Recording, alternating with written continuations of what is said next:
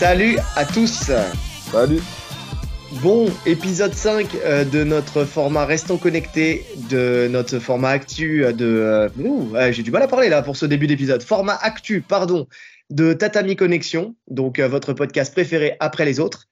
Pas mal d'infos encore cette semaine, disons, toutes les semaines. En fait, on s'est dit au bout d'un moment, il y aura des semaines où il y aura du creux. Eh ben non, il y a toujours des choses à dire, donc on va continuer sur notre lancée.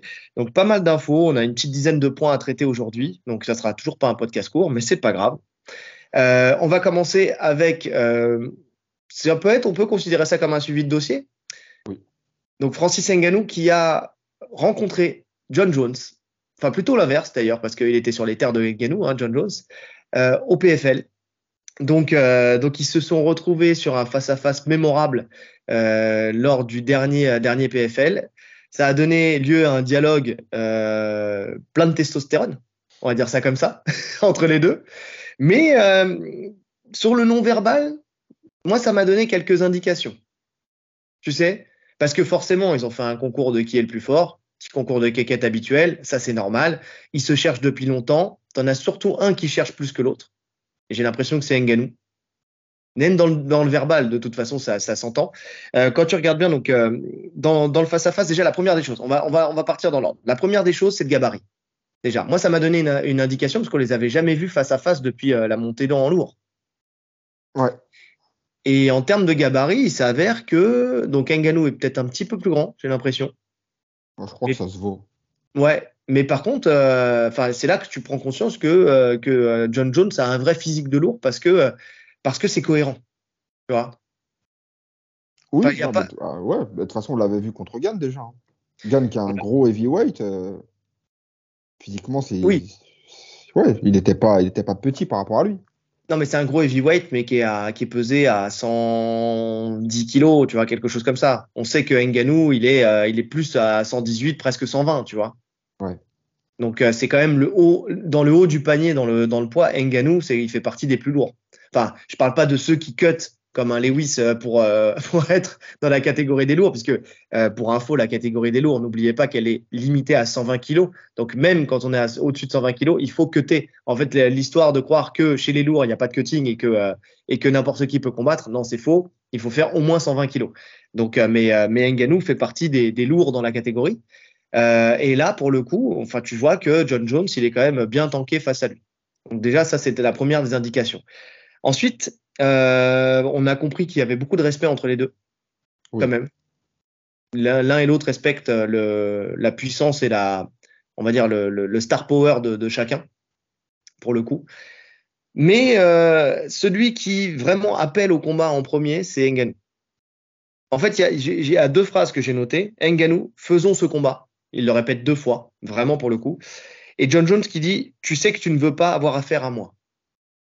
Et en fait, rien que ça, déjà dans cette première phrase, dans ces deux premières phrases, déjà tu comprends que il y en a un qui le veut plus que l'autre. Enfin, je sais pas, moi je le ressens comme ça. Tu sais très bien que tu veux pas avoir affaire à moi, ça veut pas dire ok, faisons ce combat. Tu Non, mais vois? de toute façon, on le sait que Jones, il voulait pas. De toute façon, il nous l'a prouvé. Tu vois, quand il est revenu quand Ngannou était parti. Alors que depuis longtemps, ce combat, il aurait dû avoir lieu. C'est Et ça. il avait la possibilité de l'accepter, Jones. Ouais, bah d'ailleurs, c'est ce qu'il dit, hein. Il dit, ouais, t'es parti, et il lui dit, ouais, mais toi, j'étais là pendant 3 ans et t'étais pas venu, quoi. Tu vois ce que je veux dire? Donc, c'est exactement ce qu'il lui dit. Après, t'as John Jones qui vient et qui, comment dire, lui dit qu'il était le roi, enfin, qu'il est arrivé roi à l'UFC, qui mourrait roi. Et Ngannou qui lui dit, ouais, ok, roi, mais dans ta catégorie en lourd léger. Là, on est chez les lourds, t'es chez moi. Donc déjà, grosse pression, et c'est vrai, c'est une réalité. Pour l'instant, il a effectivement survolé son combat contre Gann, mais il faut attendre de voir aussi contre peut-être des punchers qui peuvent éteindre sur une frappe, hein. On a toujours cette interrogation qu'on n'a pas, de celle que notre cher Rolly se pose depuis des années avec ton combat rêvé. Ouais, Donc, contre Rumble. contre Rumble, bien sûr, de savoir qu'est-ce que fait John Jones contre un vrai puncher, quelqu'un qui peut t'éteindre sur un coup. Donc, Écoute, ça, on verra peut-être s'il affronte Pavlovich, mais Mais ouais, franchement, moi, j'aurais toujours cette frustration de ne pas le voir contre Ngannou, hein, parce que il y a eu le face-à-face, mais ça n'arrivera jamais. Maintenant qu'ils sont dans deux organisations différentes, concurrentes en plus, ça n'arrivera jamais. Bah, On sait que aussi. Jones, il est bloqué par son contrat. Donc, il a Ouais. un contrat de 8, il a signé 8 combats, je crois.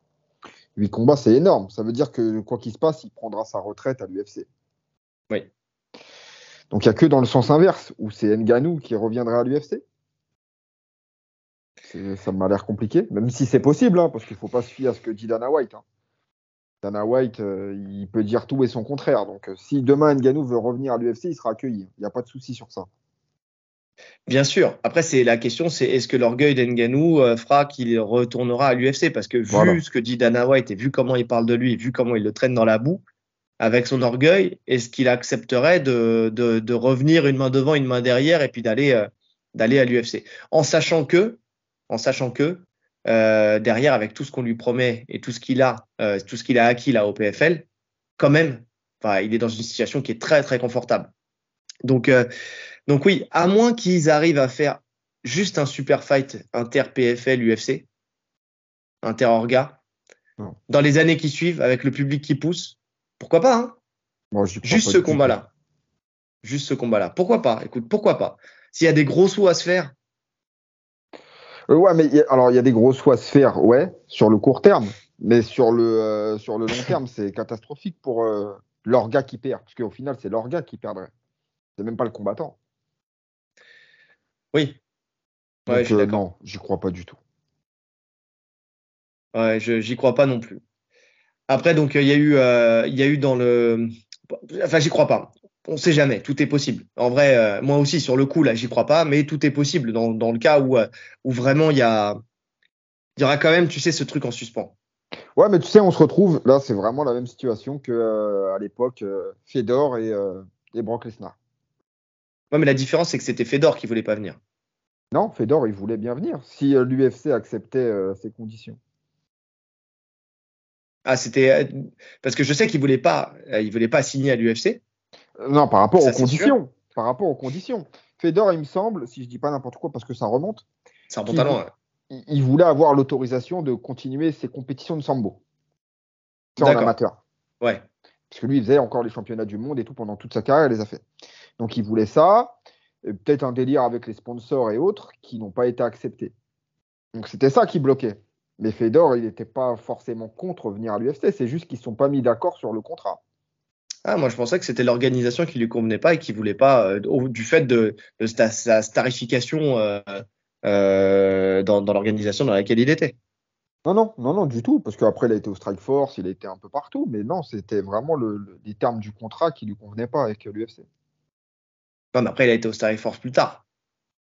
Ouais, après, il a signé à Affliction, entre-temps. Je C'est sais pas si ça. tu te rappelles d'Affliction. Mais le Pride n'existait plus à ce moment-là. Non, Oui, c'est ça, c'est qu'il a fait une non, non, transition qui était obligatoire parce que le Pride n'existait plus aussi, tu vois. mais moi, je te parle à la mort du Pride. À la mort du Pride, la logique, c'était qu'il aille à l'UFC. C'est juste qu'ils se sont Ouais, pas mis d'accord sur le contrat. ouais. Mais c'est vrai qu'on se retrouve un peu dans cette situation-là. Ensuite, dans la suite du discours entre les deux, donc tu as John Jones qui lui pose la question s'il a travaillé sa lutte et son sol, et qu'il faudra plus d'un an pour arriver au niveau de John Jones. Il lui dit, mais t'inquiète, ça fait longtemps que je t'attends, que je me prépare. Donc non, non, il y a vraiment eu ce truc. La dernière chose que j'ai notée, c'est que John Jones était beaucoup plus tactile. Tu sais, à essayer de serrer la main d'Ngannou régulièrement et tout ça. Ah, je le sens pas confiant. Pas du tout confiant. Non, Et moi moi, non plus. sur le coup, je pense que si le combat ne se fait jamais, c'est aussi parce que John Jones va faire en sorte qu'il se fasse pas non plus. Je pense que, ouais, comme tu l'as dit tout à l'heure, il est arrivé après le départ d'Ngannou. Ça l'arrange très bien qu'il soit dans une autre organisation. Ça l'arrange très bien que les négociations aient périclité pour le coup. Et non, on le verra pas. On le verra pas, c'est sûr. Non, faut oublier ce combat. Ouais. Mais Là, c'était intéressant. ils vont surfer sur le truc parce que ça fait parler d'eux, mais c'est tout. Ouais. Non, mais c'était quand même intéressant de voir ce petit face-à-face. Parce que vraiment, ça a permis de confirmer certaines choses. Soit de découvrir, soit de confirmer. Tu vois, Ngannou est vraiment en pleine conscience et confiance surtout. Dans le sens où il a traversé tellement de choses, le gars, que je crois que personne ne peut l'impressionner. Qu'il gagne ou qu'il perde, personne ne peut l'impressionner. Le mec est trop dur dans sa tête. Ouais. Vraiment, pour le coup, non, c'est une machine. C'est une machine de mental. C'est vraiment une machine de mental. Donc ouais, non. Autre info, deuxième petite info, Anderson Silva voudrait faire son dernier combat au Japon en MMA. Donc on sait que Anderson Silva a fini sa carrière à l'UFC sur une défaite contre Uriah Hall. Il a depuis combattu en boxe anglaise avec succès, sauf lors de sa dernière sortie contre Jake Paul où il perd à la décision, alors qu'il gérait bien le combat, mais bon, il prend un knockdown qui fait tourner l'affaire en la faveur de Jake Paul. Et il réfléchit à l'idée, donc d'une part de poursuivre ses combats en anglaise, parce que je pense qu'il va pas lâcher l'affaire. Enfin, en tout cas, il parle de 2 projets, donc je pense qu'il y a l'anglaise dans ces 2 projets. Et dans le deuxième projet, c'est de revenir au MMA pour un dernier combat qu'il ferait au Japon. Pour la simple et bonne raison qu'il a commencé au Japon, donc il voudrait sa carrière professionnelle, il voudrait boucler la boucle en finissant justement là-bas. Et voilà quoi. Donc est-ce qu'on y croit, est-ce qu'on n'y croit pas? Parce que pour l'instant c'est très vague, hein. C'est une hypothèse. Est-ce que c'est intéressant? Est-ce qu'il a raison de le faire? Est-ce qu'il n'a pas raison de le faire? Où ça? Euh, Où est-ce qu'il combattrait? bah, Rising écoute, peut-être? au Japon, oui. Si ça se fait au Japon, c'est la seule orga qui peut accueillir ça, par exemple sur un event de fin d'année. Maintenant, est-ce que c'est. Oui, oui, bon, allez, pour clôturer le truc. Tu sais, le mec, c'est une légende. Ouais. Après, tout va dépendre de qui on lui met en face. Il faut que ça soit un minimum intéressant quand même. Moi, j'aime pas les combats où on te met un mec en pâture juste pour finir sur une victoire, tu vois. Mais je veux pas non plus qu'il se fasse humilier. Donc, faut trouver le juste milieu. C'est ça qui est assez compliqué. Ouais, je suis d'accord. Je suis entièrement d'accord de trouver le bon match-up qui serait peut-être favorable pour lui en termes de match-up, mais où il y aurait quand Où même c'est compétitif, quoi. ouais, où ça serait compétitif. Donc après là comme ça, je vois pas de combattants qu'on pourrait lui mettre en face, qui serait après je sais pas. Est-ce que ça serait quelqu'un de connu, pas connu? Est-ce que ça serait une star du Rising? Enfin, tu sais, C'est ça. quelqu'un de connu sur le circuit japonais? Je sais pas. Mais en tout cas, moi, ça me déplaît pas de le voir combattre une dernière fois en MMA. Il a encore toutes les capacités de le faire. Bah, il nous l'a Honnêtement, prouvé, c'est, hein. Il nous ben l'a oui, prouvé sur ses combats d'anglaise. Même sur ses derniers combats à l'UFC, hein, même si c'est des bien sûr. défaites, il n'était pas Mais oui, mais ridicule, c'est hein. des défaites contre qui? Il a perdu. Alors, il y a Uriah Hall, ok. Bon, Uriah Hall, on sait qu'il est solide quand même, mais il a perdu contre Israël Adesanya, Adesanya. Juste avant, c'était contre qui? mais il a ses défaites contre Weidman, il a sa défaite contre Bisping. Tu sais, où Ouais, je mais crois qu'il le. attends, juste avant Anderson Silva. Canonnier. Canonnier, exactement. Donc Canonnier, on voit aujourd'hui, bah, on voit la réussite qu'il a, hein. On sait que c'est fait partie des tops de la catégorie. Donc quand même, il a été gatekeeper de gens qui ont montré que d'une part pour Adesanya, bah, il a le titre et il l'a pas lâché. Et d'autre part, à part quand il a perdu contre Pereira, mais il l'a récupéré. Et d'autre part, Canonnier, qui en dehors d'Adesanya justement et de Whittaker, bah, il a roulé sur tout le monde. Ouais. Donc voilà, on sait que quand il est parti, et c'est effectivement, il a eu des défaites, mais il a eu des défaites contre des contenders qui étaient des contenders très, très sérieux. Ouais, et puis après, ça va avec l'âge aussi, hein. Tu peux pas rester au top toute taille. Le mec, il a 48 ans, là. C'est vieux quand même, hein. Oui, c'est vrai. C'est vrai. Non, non, c'est vrai, mais après, il a encore son œil, il a encore son timing, franchement, il a encore beaucoup de choses pour faire un combat spectacle, il a encore beaucoup de choses à apporter. Ouais, oui. Non, je suis d'accord. C'est pour ça que je te dis que ça me déplaît pas. Après, voilà, un combat, tu vois, qui se relance pas dans un second souffle au Japon, aucun intérêt. Non. Non, non, c'est juste toi. Quand il parle de clôture, moi, je suis d'accord avec ça, effectivement. Maintenant, s'il parle de revenir vraiment, même pour sa santé, tu l'as dit, 48 ans, au bout d'un moment, il en a marre de prendre des coups, tu vois, le cerveau, il veut plus. Donc voilà, c'est lui créer des traumatismes pour rien. Non, Ouais, non, mais parce faire un que, parce que, combat, parce que ça va vite aussi là, on lui donne un mec, il le couche facilement. Ça va vite de se ressaucer. Ah, bah, j'ai pris un bon petit billet. Tu vois, le public m'aime bien. Allez, je retente. c'est vrai. Ça peut C'est aller vrai. vite, hein. Je t'ai dit, tout dépend de qui ils vont lui mettre, en fait. Faut le juste milieu. Ouais, c'est vrai, c'est vrai. Non, mais après, comme il a son deuxième projet en boxe anglaise, tu sais, et qu'il gagne sûrement beaucoup plus d'argent quand même en boxe anglaise qu'en MMA, pense qu'il a peut-être plus d'intérêt à continuer et à durer dans cette discipline. Maintenant, c'est pareil, c'est aussi quid de quel adversaire. Parce que là, pour l'instant, il a réussi à avoir des noms, mais au bout d'un moment, des noms qui sont à sa portée, bah, t'arrives à la limite. Même si, ce qui est intéressant là, c'est que tu as de plus en plus de vétérans de l'UFC qui se mettent à la boxe. Donc, il y a moyen de faire des combats intervétérans, justement entre eux, quoi. Ouais, oui. Après, moi, c'est pas des trucs qui me hype de ouf. Moi non plus, je vais pas me lever à 4 heures du matin pour regarder ces combats-là. Mais bon, si ça leur permet de rester dedans et de continuer à avoir une activité, de continuer à gagner de l'argent, tu sais, faire un second souffle dans leur carrière, tu vois, et de maximiser un peu les profits, quoi, entre guillemets, oh, ça me choque pas. Ça me choque Ouais. pas, il y aura toujours des gens pour regarder. C'est quand même triste de se dire qu'un athlète comme Anderson Silva, qui a été une légende de l'UFC, il en soit à 48 ans à essayer encore de faire de l'argent, quoi. Normalement, le mec, il devrait être repeint de tous les côtés.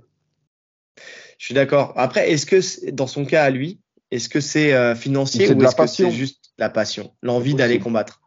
Parce que je pense que la plupart, c'est aussi, ils ont du mal à aller en retraite, quoi. Enfin, tu vois ce que je veux dire? Ils ont ça dans le sang, ils ont envie de combattre, ils veulent continuer à combattre. Donc leur laisser une opportunité de le faire, moi, ça me choque pas. Ouais, je suis d'accord. Si demain on te disait tu montes plus sur un tapis, tu le vivrais comment? Bon, toi, ça va, tu mangerais des gaufres et des kebabs. Mais moi, tu vois, je serais pas bien. Ouais, c'est vrai. Ouais, c'est vrai. Non, en plus, c'est un passionné, Anderson Silva. Oui, et c'est un passionné, c'est de tous les styles. Enfin, tu vois, que ça soit du Jet Kundo, Wing Chun, Capoeira, Jiu-Jitsu brésilien, boxe anglaise. Enfin, tu sens que le mec a ça dans le sang. C'est pas le mec qui vient là, comme certains qui étaient là juste pour gagner de l'argent. Comment il s'appelle qui ne combattait, qui ne se préparait que pour combattre. Il y en a plusieurs des comme ça. Il y en a plein, mais Mais Tyron Woodley, Woodley, c'est Woodley, c'est Woodley dont je parlais. Donc tu vois, qui venait juste pour ça. Lui, tu sens qu'il n'est pas passionné. C'est juste que voilà, il s'est dit c'est un moyen de gagner de la thune. Je vais casser des gueules et puis voilà. Non, Anderson Silva, tu sens que ça fait partie de son chemin de vie, quoi. Ouais. Donc à voir. En tout cas, j'ai hâte d'avoir un peu plus d'informations sur ce combat-là, s'il le fait, et on fera un suivi de dossier le moment venu. Autre information, Ramzat Chimaev, qui en a marre, qui n'en peut plus. Le mec, lui, on parle de passion de combattre et d'envie de combattre. Lui, pour le coup, il a l'envie de combattre. Il n'a pas combattu depuis le 10 septembre dernier contre Kevin Holland. Et donc, il réclame 2 UFC consécutifs, entre guillemets, pas consécutifs, mais en tout cas, il vise 2 dates, l'UFC Paris et Abu Dhabi qui se passerait en fin d'année. Donc, en fin d'année, ouais, ben ça va aller vite hein, de toute façon. Donc c'est presque consécutif en vrai. Hein. Donc ouais, il en peut plus. Contre qui il s'en fout. Il veut juste se matcher des gueules, comme il dit. Donc voilà, il y a Jared Cannonier qui vient de gagner contre Marvin Vettori, qui a eu le record de frappe significative dans la catégorie sur un combat. Ou c'est sur un combat ou c'est sur toute sa carrière. Enfin, en tout cas, c'est sur ce combat, je crois. C'est juste sur ce combat. J'ai pas l'info précise, donc je veux pas dire de bêtises. Mais par contre, donc Jared Cannonier qui appelle justement Ramzat s'il veut l'affronter. Ouais, à la condition que ça lui octroie la chance pour le titre derrière. C'est la condition qu'il demande. En fait, voilà, et c'est ce qu'il dit. Il veut retenter sa chance, il veut se retrouver face à Adesanya, et il pense que l'UFC pourrait organiser, en tout cas pourrait vouloir avoir un combat final, entre guillemets, qui déterminerait qui aurait le prochain title shot. Et il pense que l'UFC mise sur Ramzat, qu'ils veulent lui donner ce titre. Et donc il dit, personne ne se mettra entre le titre et moi. Donc, affrontons-nous et on verra qui passe. Je suis pas d'accord avec lui. Hein. L'UFC, ils veulent clairement pas donner le titre à Ramzat. Hein. Sinon, il l'aurait fait combattre depuis bien longtemps. Ouais, je pense aussi, ouais.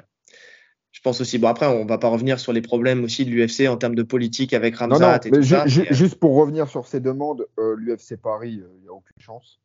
Parce que c'est même pas un pay-per-view et Ramzat, c'est le genre de mec que tu le mets, tu veux rentabiliser. Ouais.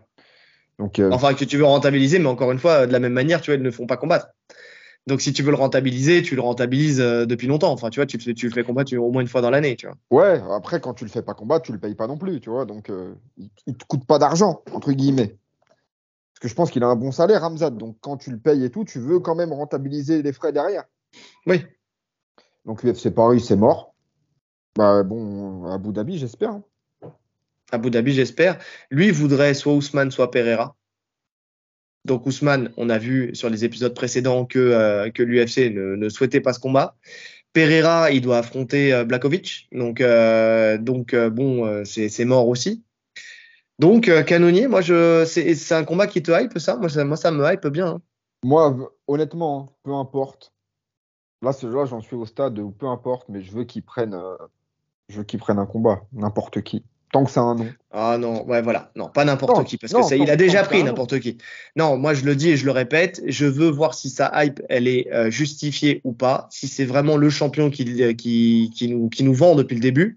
Donc, je veux le voir contre un top 5, que ce soit dans sa catégorie ou dans celle du dessus, parce qu'il n'arrive plus à faire le poids. Je veux le voir contre un vrai top 5, quelqu'un qui pourra vraiment lui tenir la dragée haute, tu vois. Et sur un 5 rounds, je veux le voir sur un 5 rounds de préférence. Parce que sur 3 rounds, on a vu qu'il commençait à tirer la langue quand ça poussait, parce que c'est un mec qui gagne toujours au premier round. On a vu contre Burns qu'au bout de 3 rounds, bah, il commençait à tirer la langue parce qu'il a un style qui est énergivore. Alors, il a peut-être 5 poumons à l'entraînement, mais l'entraînement et le combat, c'est deux choses différentes. On le sait, hein. Même nous, enfin, moi, je le vois, même dans le jiu-jitsu brésilien, tu sais, quand il y a eu le Covid et qu'on était cloîtrés chez nous, je faisais de la prépa physique spécifique au jiu-jitsu brésilien avec du tabata, avec enfin, tu sais, en reproduisant les mouvements du jiu-jitsu brésilien. Et quand j'ai repris les sparring, mais c'est comme si j'avais rien fait, en fait. Non, mais Alors peut-être que ça aurait été pire si j'avais rien fait, mais rien ne reproduit ce que tu vis dans le combat. ah oui, non, mais juste la différence à l'entraînement. Quand tu fais un open mat, tu tournes 2 heures et tu fais une compète. Au bout de 5 minutes, premier combat, t'es cramé. C'est ça, c'est ça. Donc oui, non, c'est pour ça. Donc c'est pour ça, j'ai hâte de le revoir. J'ai hâte de le revoir. Un autre qui fait un appel du pied. En fait, finalement, tout le monde veut ce combat contre lui, hein. Il fait partie des gens qui sont les plus appelés. C'est Marvin Vettori. Donc Vettori qui lui vient de perdre contre Cannonier et qui explique, enfin qui dit qu'il pourrait être. Alors je suppose que c'est sous une question qu'on lui a posée, hein. Est-ce qu'il serait en capacité de l'affronter? Et lui, il pense qu'il pourrait être le portier de cette nouvelle catégorie, quoi. C'est-à-dire s'il veut faire son entrée dans cette nouvelle catégorie, il pourrait être là pour accueillir Hamzat. Ouais, bah, écoute, je prends aussi, hein, parce que même s'il est sur sa défaite, là, il a un style assez relou, Vettori. Et Oui, c'est quand même un mec solide. il a un style relou, il a jamais été fini à l'UFC. Et pourtant, Dieu sait qu'il a pris des parpaings. Il n'a jamais été fini. Et Khamzat, c'est quelqu'un qui, normalement, finit tous ses adversaires, à l'exception de Burns. Mais donc, ça peut être intéressant de voir si Khamzat pourrait être le premier à finaliser ou mettre KO Vettori. Ça, moi, c'est le seul point qui m'intéresserait dans ce combat. Ouais. Effectivement, il a un style relou, mais on l'a dit, Vettori, depuis qu'il a codifié sa boxe, c'est quand même un combattant qui est beaucoup plus lisible et donc moins fort, entre guillemets.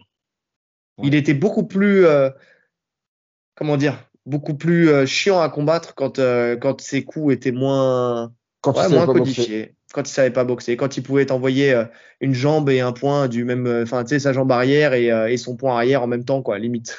Tu vois, des trucs qui ne sont pas faisables normalement. Et c'était beaucoup plus imprévisible et ça touchait beaucoup plus. Et comme en plus, il est quand même massif, donc ça permettait de faire du dégât, même si on sait que c'est pas quelqu'un qui a le KO punch et qui met pas vraiment, Pas véritablement de du KO. tout. Pas du Pas tout. du tout. Ouais. Bah écoute, on n'en Donc, sait pas plus, hein.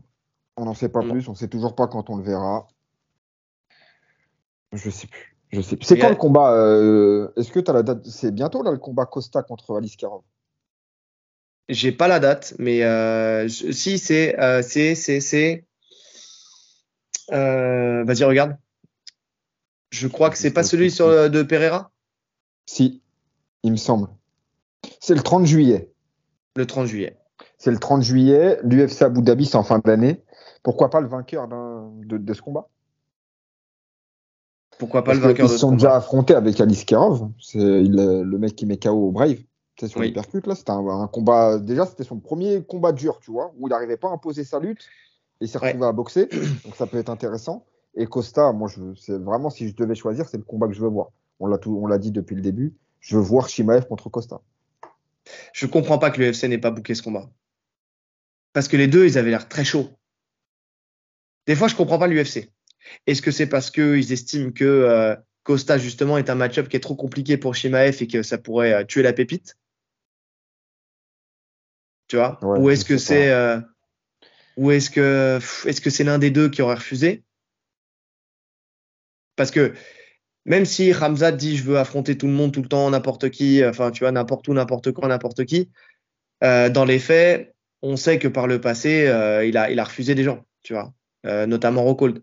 Donc, est-ce que finalement Costa, c'était pas assez bon pour lui et qu'il a en coulisses dit non? Pourquoi pas, hein? Ou l'inverse, ou Costa, mais encore Costa, j'avais vraiment l'impression qu'il voulait vraiment sa peau, quoi, qu'il voulait vraiment Mm. l'affronter. En plus, il sait qu'il a un style qui peut gêner Khamzat parce Ouais, qu'il très est dur à très amener dur à au amener au sol. sol, il est très solide, il est beaucoup plus massif que Khamzat, même si Khamzat est quand même solide. Mais bon, ouais, moi aussi, c'est ce combat-là que j'aurais voulu voir. Vraiment. Après, Canonier, je prends aussi, hein. Canonier, je prends aussi. Ouais, mais stylistiquement, je préfère Costa quand même. Moi aussi. Et même dans le trash talk et tout ça, enfin, tu vois, Costa, il est fort. Il est très fort. Son C'est Twitter, vraiment, tu sais, son Twitter, il est magnifique. son Twitter est magnifique. C'est sa réponse à l'USADA quand il arrive avec sa bouteille de Special Juice. Tu sais, le mec est très fort. Très ingénieux aussi. Donc, à voir. Mais j'aimerais bien quand même qu'il nous sorte vraiment un nom pour Ramzat. On va rester sur l'UFC Paris puisqu'il appelle à l'UFC Paris. On va parler des premiers combats justement qui sont sortis sur ce qui va se passer sur cette UFC qui aura lieu le 2 septembre à l'Accor Arena. Donc les premiers dont on a déjà parlé on avait reçu l'info en live par un des élèves justement par Mathis. On va le citer, hein, Monsieur Mathis Londner qui nous avait envoyé sur le WhatsApp en même temps qu'on était le coup du sort en train de faire l'épisode. Il nous avait dit Cyril Gane contre Spivak. Donc ça y est, c'est officialisé. On s'est posé la question. Spivak, c'était le nom qui était le plus, on va dire, le plus adapté à cette UFC. Enfin, en tout cas, qui permettait, enfin, qui était le plus indiqué. Bah, Et c'est surtout donc, que ça a été c'était le seul. confirmé. C'était le seul. Là, il y C'était le avait seul qui est Pavlovich pas. aussi. Ouais, mais bon, Pavlovich, on sait il est en couverture pour affronter Jones au cas où ça se fait pas avec Stipe. Ouais. Donc oui, c'était le seul disponible. C'était les deux disponibles, quoi. C'était Pavlovich ou Spivak. Ouais. Qu'est-ce qu'on en pense de ce combat? Euh, Pas grand-chose. Alors, non, c'est quand même intéressant, tu vois. Maintenant, c'est pas un combat qui vend du rêve. Non, sur le papier, en fait, les gens Voilà. connaissent pas Spivak, donc ils vont pas être hypés par ce combat. D'ailleurs, pour l'instant, les gens disent que c'est une carte pourrie. Moi, Spivak, j'enterrerai pas le combat tout de suite, quand même si je pense que Gane a toutes les armes et il l'a prouvé pour gagner contre lui. Meilleur boxe, une gestion des déplacements qui pourrait nullifier la lutte de Spivak. Donc voilà, très solide dans le contact, aussi dans les clinches. Il progresse au sol, on a vu, ça y est, c'est bon, il a commencé à travailler. Alors j'espère que c'est pas que de la com, mais qu'il a continué à travailler son sol. Avec d'ailleurs François Laurent et David Pierre-Louis d'Infinity. Très bon choix hein, d'ailleurs. Hein. François Laurent, c'est quelqu'un qui est peu connu du monde des sports de combat. Moi, je l'ai rencontré quand il était coach de l'équipe de France de grappling à l'époque. Et c'est quelqu'un d'excellent qui a réussi à faire la transition de Laurence Cousin entre le kimono et le nogi quand elle a fait l'ADCC, en tout cas les qualifs ADCC. C'est quelqu'un qui est très fort pour accompagner les sportifs de haut niveau, tu sais, les grands combattants. Enfin, très technique, très pédagogue. Pour le coup, ouais, non, c'est quelqu'un qui peut être très intéressant dans le coin d'un sportif de haut niveau comme Cyril Gane. Donc ça c'est bien. Et quant à David Pierre-Louis, pareil, une expérience de dingue en tant que coach, en tant que compétiteur. Premier et seul Français à avoir fait une médaille d'or au sport accord game en grappling, multiples fois champion du monde. Là encore, il a fait les championnats de France le week-end dernier, donc dans sa division en master, je sais pas combien là, parce qu'il vieillit hein, maintenant, c'est normal, mais il s'est encore ici à la première place. Enfin voilà, c'est très excellent compétiteur, beaucoup d'expérience. Et donc, est-ce qu'ils ont continué ensemble? Enfin, en tout cas, est-ce qu'ils s'entraînent sérieusement? Ça a l'air. Ça a l'air. Il a l'air d'avoir pris au sérieux le fait qu'il avait un déficit au sol. Spivak, bon lutteur, bon au sol, de ce que j'ai compris. Alors, on l'a pas analysé. J'ai regardé quelques combats de lui, mais je l'ai pas analysé dans les détails. Mais quand on voit le contrôle qu'il arrive à conserver sur Lewis dans le combat, parce que Lewis, c'est pas forcément un mec qui au sol est exceptionnel, mais par contre, c'est dur de le contrôler. Tu vois? Ouais. Et une fois que Spivak lui a mis la main dessus, c'était fini. C'était fini, jusqu'à la soumission.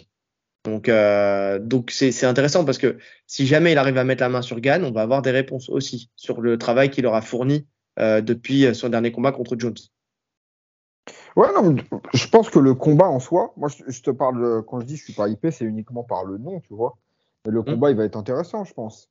En même temps, j'étais pas forcément hypé avec le combat contre Tuivasa, hein, et ça a donné un super combat pour le public. C'est vrai. Mais remarquez une chose, je parle pas à toi, mais je parle à vous qui nous regardez là. Oui, vous, je vous vois tous, un par un là, chez vous. Je vais vous regarder dans les yeux. La caméra, elle est là. Je vous regarde dans les yeux. Donc, souvenez-vous que les combats les plus hypants, une fois qu'ils sont sortis, qui ont fait le plus parler, c'est souvent des combats qui se sont passés sur des Fight Night. Tu sais, des mecs justement qui sont peu connus, entre guillemets, qui ont réussi à sortir des masterclass. Souvent, on attend tellement un combat, on se fait tellement une idée sur un combat en se disant putain, ces deux-là, alors le jour où ils vont s'affronter, ça va être un feu d'artifice. Et au final, il y a la déception, il se passe rien.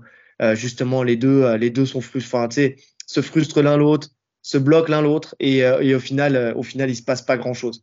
Vaut mieux un Spivak qui n'a rien à perdre et qui va donner le tout pour aller chercher Gane en plus sur son sol, que de prendre quelqu'un peut-être qui est plus coté dans les rankings, qui est plus haut, et qui derrière va essayer d'assurer, ou ça fera un combat chiant où les deux vont se tourner autour. Ouais, parce qu'en plus, pour le coup, je pense que la pression, elle est sur les épaules de Gann. Parce que Bien après sûr. la défaite contre Jones, si tu rebondis pas tout de suite, c'est compliqué là. Et surtout si tu te refais masteriser au sol, quoi. Ouais, bon alors là, mais bon, franchement, je suis grave confiant. Moi aussi, je le suis. Ouais, je le suis plutôt. Autre combat qui a été annoncé, Volkan Ozdemir contre Azamat Murzakanov. Donc le retour d'Ozdemir, c'est pas fameux en ce moment pour lui.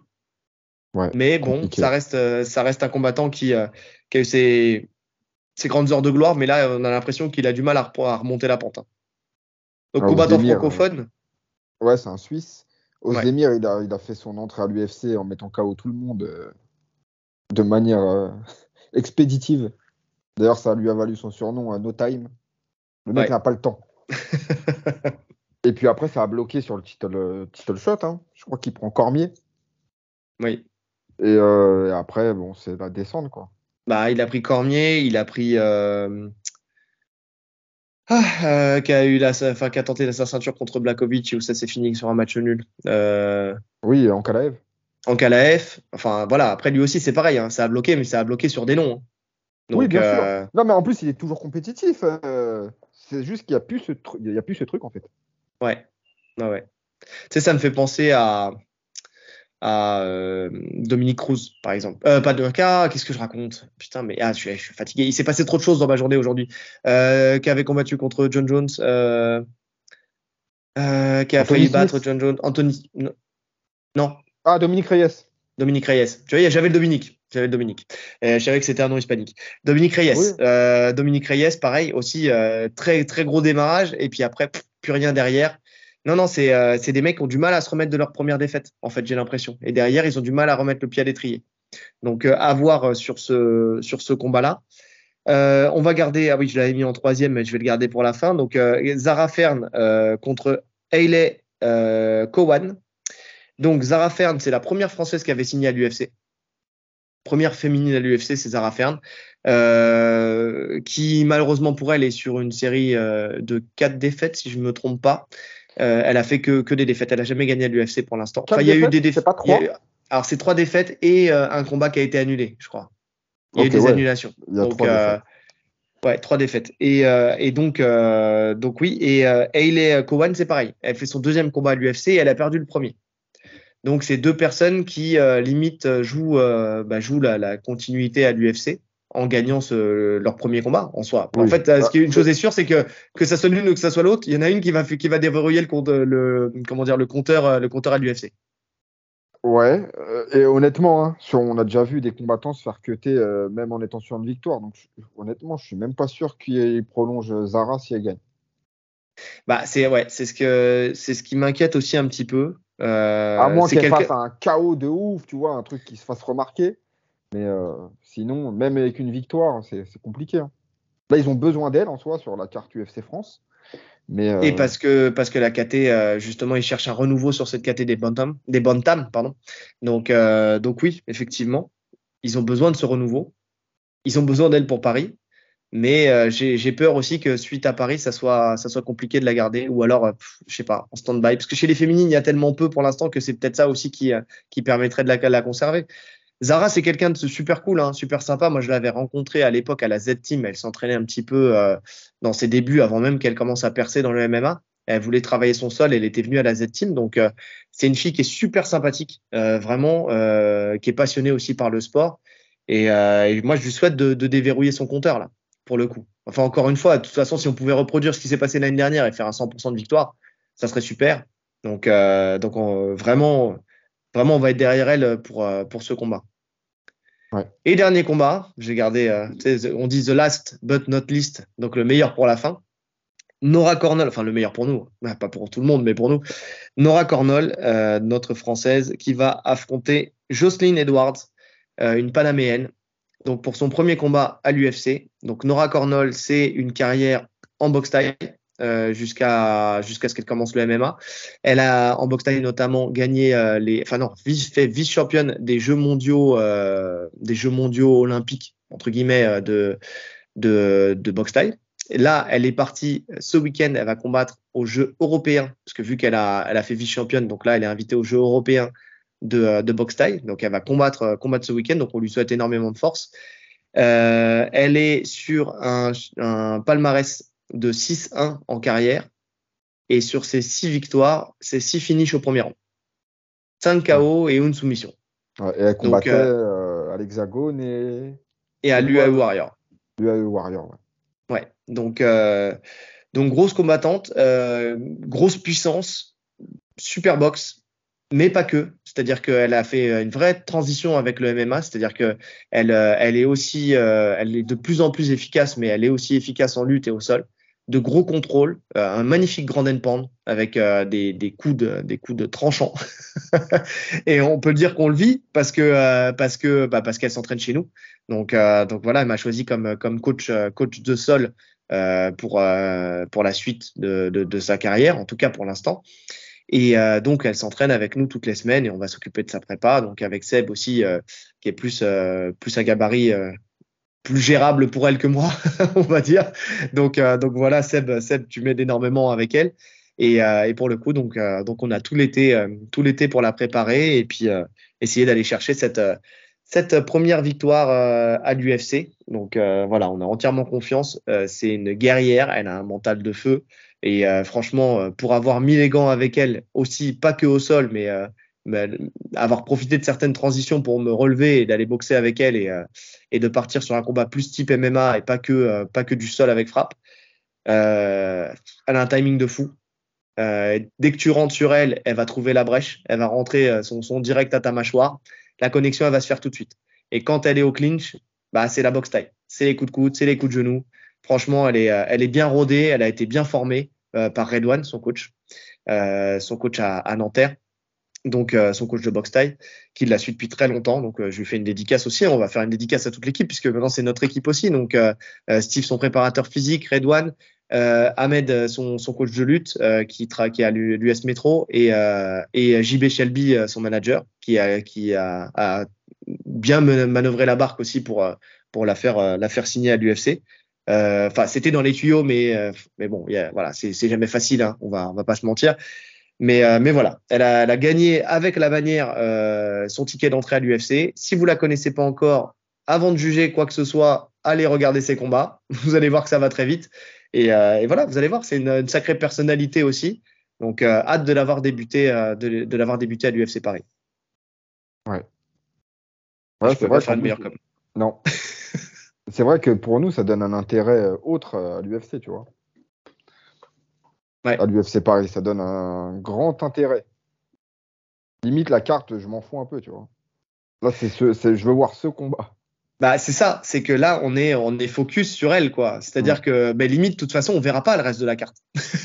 Tu vois? Donc, Mm. ouais, non, non, mais c'est pour le coup, c'est vrai que quand tu rentres, alors, ça faisait longtemps qu'on n'avait pas mis les pieds dans le MMA parce qu'on avait fait la transition 100% vers le sol. Donc là, ça y est, on y retourne un petit peu, mais par l'intermédiaire de Nora. Mais c'est vrai que le fait d'être vraiment à 100% avec une athlète, comme ça, d'être focus. Alors nous, vous savez qu'on a l'habitude de faire des analyses pronostiques des combattants, donc là, pour le coup, on le fait à son service, mais c'est bien d'être dans cette dynamique-là, dans cette énergie-là. Tu vois, vraiment, ouais, pour le coup, l'UFC, en fait, c'est pas l'UFC Paris, c'est Nora Cornell versus Jocelyn Edwards pour nous. Donc, Grave. c'est cool, c'est cool, c'est vraiment cool. J'ai hâte d'y être. J'ai hâte d'être en vacances aussi, mais j'ai aussi hâte d'y être, pour le coup. Donc voilà. Le dernier où on peut se poser la question est-ce qu'il va signer pour l'UFC Paris ou pas, c'est Nassourdi. Pour l'instant, c'est pas officiel. Au vu du dernier combat, c'est possible qu'il puisse être prêt pour Attends, l'UFC Paris. pour faire un petit point, il y a quand même les combattants très attendus et qui sont toujours pas cités. C'était Manon Abdul. Fiorot. Alors, Manon Fiorot. Manon Fiorot, ça devrait Ah, arriver, de ce que j'ai vu. Abdul, je voulais en parler après. Tu sais, on a le dernier sujet. Ok, ok. Ouais, on en parle après. On se le garde pour On en après. parle après. On Mais en fera tout cas, Taylor. Taylor Taylor. aussi, il aurait dû être sur la carte de l'UFC Paris, ça devrait être annoncé. Enfin, ils tardent quand même, hein, et je sais pas ce qu'ils attendent, c'est ça le truc. Des adversaires peut-être? C'est de faire un Oh, matchmaking intéressant, je sais pas. oh. Des réponses. Alors, un mec comme Benoît Saint-Denis, je veux bien comprendre que tu peux pas le mettre. Enfin, tu es obligé d'attendre parce qu'il a son combat et que tu sais pas comment ça va se passer, il peut se blesser, etc. Mais des mecs qui sont libres, donc William Gomis, Nassourdine, Ouais. Taylor Lapillus. En plus, tu sais que c'est des noms qui sont Manon importants en Fiorot. France. Manon Manon Fiorot. Fiorot, Mais elle était à Manon Fiorot, 90% de chances d'y être, quoi.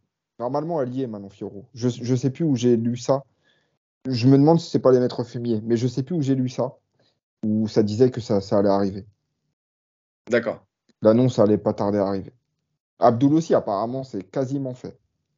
Ouais, ça c'est, oui, effectivement, je l'ai vu aussi la story tout à l'heure. Ouais, quasiment fait. Faut voir.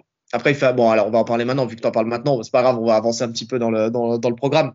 Mais oui, ils ont dit que c'était à 90% de sûr, même 99,9% sûr qu'il y soit. Il y a eu un tweet d'Abdul, justement, qui appelait à être repartagé, retweeté, commenté, justement pour lui donner de la force pour être presque sûr d'y être. Il veut absolument y être. Il a raison, hein, lui, il a qu'un objectif, c'est pas le financier, c'est pas l'adversaire, c'est d'être à l'UFC. Il veut Ouais. aller se frotter au meilleur de la catégorie Bah à là, l'UFC. ce qui bloquait, apparemment, c'était les adversaires. C'était la proposition des adversaires qui lui convenait pas. Donc, Ouais, à mon avis, vu que lui, il veut affronter vraiment le top, hein, il s'en cache pas, je pense qu'ils lui ont peut-être proposé des mecs un peu trop bas dans le classement et qu'il veut des combats, il veut rentrer tout de suite dedans, quoi. ouais, ouais. Là Bah, où ça c'est va avec son légitime, hein. caractère. C'est Hmm. légitime parce que le mec a une carrière de fou, il a des ceintures un peu partout. Enfin, Ceinture c'est du pas Brace, n'importe ceinture qui. du Ares, double ceinture au Ares. Donc oui, oui, oui. Ouais, il a des lignes sur son palmarès qui peuvent l'aider à monter plus vite, effectivement. Ouais. Il a prouvé qu'il fallait compter sur lui. Donc oui, oui, non, c'est possible. C'est possible. Parce qu'il y avait il y avait aussi cette info comme quoi le PFL aussi était en lice pour Abdul. Donc, mais que lui voulait absolument, absolument, absolument l'UFC. Oui, non, mais de toute façon, le PFL, on le sait, hein, le PFL, ils sont grave intéressés. Ouais. C'était même, c'est Clément Marcoux qui a dit qu'ils avaient fait une offre de fou. Donc il a toujours cette option-là, tu vois, mais ça l'intéresse pas, visiblement. Oui, lui, c'est pas le financier qui l'intéresse, c'est la legacy. Enfin, c'est Et même je le plus au-delà de la comprends. legacy, c'est même pas la legacy, lui, c'est vraiment se confronter au meilleur. Tu sens que Oui, c'est mais un vrai, justement, un vrai compétiteur pour le coup. ouais, mais c'est même pas que vrai compétiteur ou pas, c'est qu'au stade de sa carrière, c'est très bien d'aller à l'UFC. Parce qu'il est encore jeune. Ouais. Il aura toujours la carte PFL plus tard dans sa carrière si, par malheur, ça fonctionne pas à l'UFC. Ouais, non, mais je suis d'accord. Mais je pense que lui, dans son esprit, c'est même pas ce calcul-là qu'il fait. C'est que vraiment, il veut aller chercher les plus grands noms. Je suis sûr que c'est même pas la ceinture qui l'intéresse. Enfin, entre guillemets, si, c'est la ceinture qui l'intéresse, comme tous les combattants qui vont à l'UFC. Mais je pense que vraiment, c'est l'opposition. Il veut une véritable opposition. C'est vraiment un mec qui est dans la performance. Vraiment, c'est ça. C'est vraiment, il veut montrer que c'est le meilleur. Ouais. Et avec la manière en plus. Et avec la manière, parce qu'il est jamais dans la gestion. Donc ouais, on va croiser les doigts. On espère que ça va se faire pour lui, pour le coup, et qu'il change de coupe de cheveux aussi. Là, c'est un message personnel. Parce que là, il se transforme en hipster. Mais bien sûr que j'irai lui dire en face. Je suis sûr qu'il accepterait en plus. Il n'y aurait même pas de bagarre, je crois. Je viendrai avec une paire de ciseaux, mon gars. On va couper ta queue de cheval. Parce que là, c'est plus possible. La mode du hipster, c'est passé. OK? Donc, on ferme ce volet. McGregor n'est toujours pas rentré dans le pool USADA. Ouais, donc le combat est mort. Donc le combat est mort.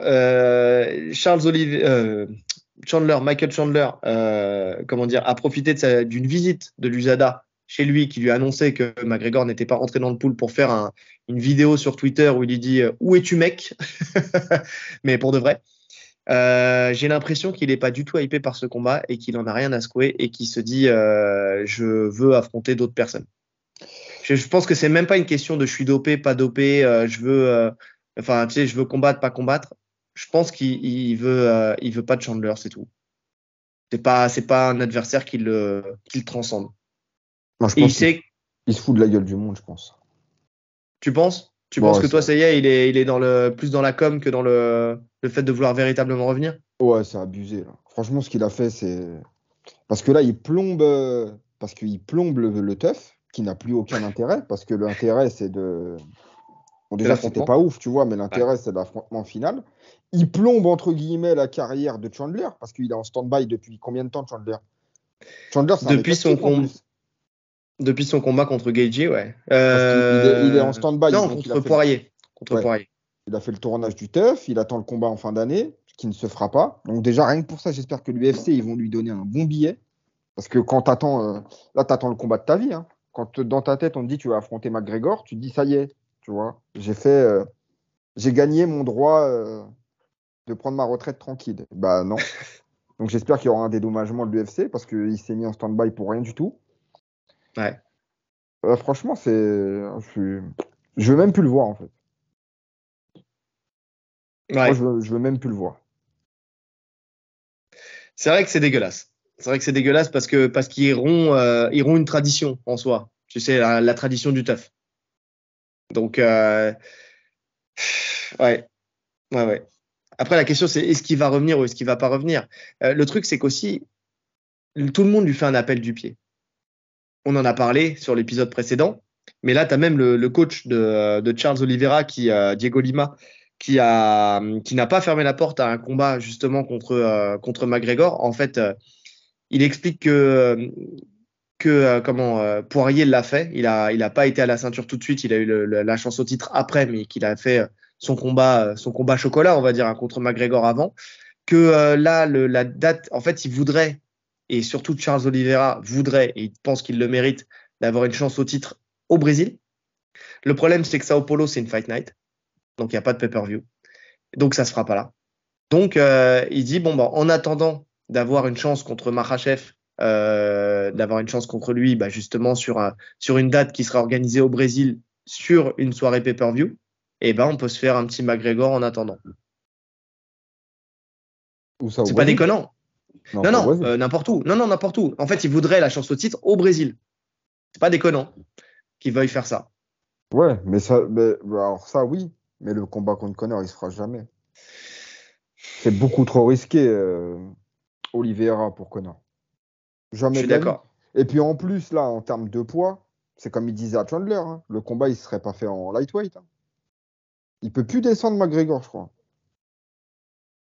Il lui disait, on va le faire à 80 même, le combat.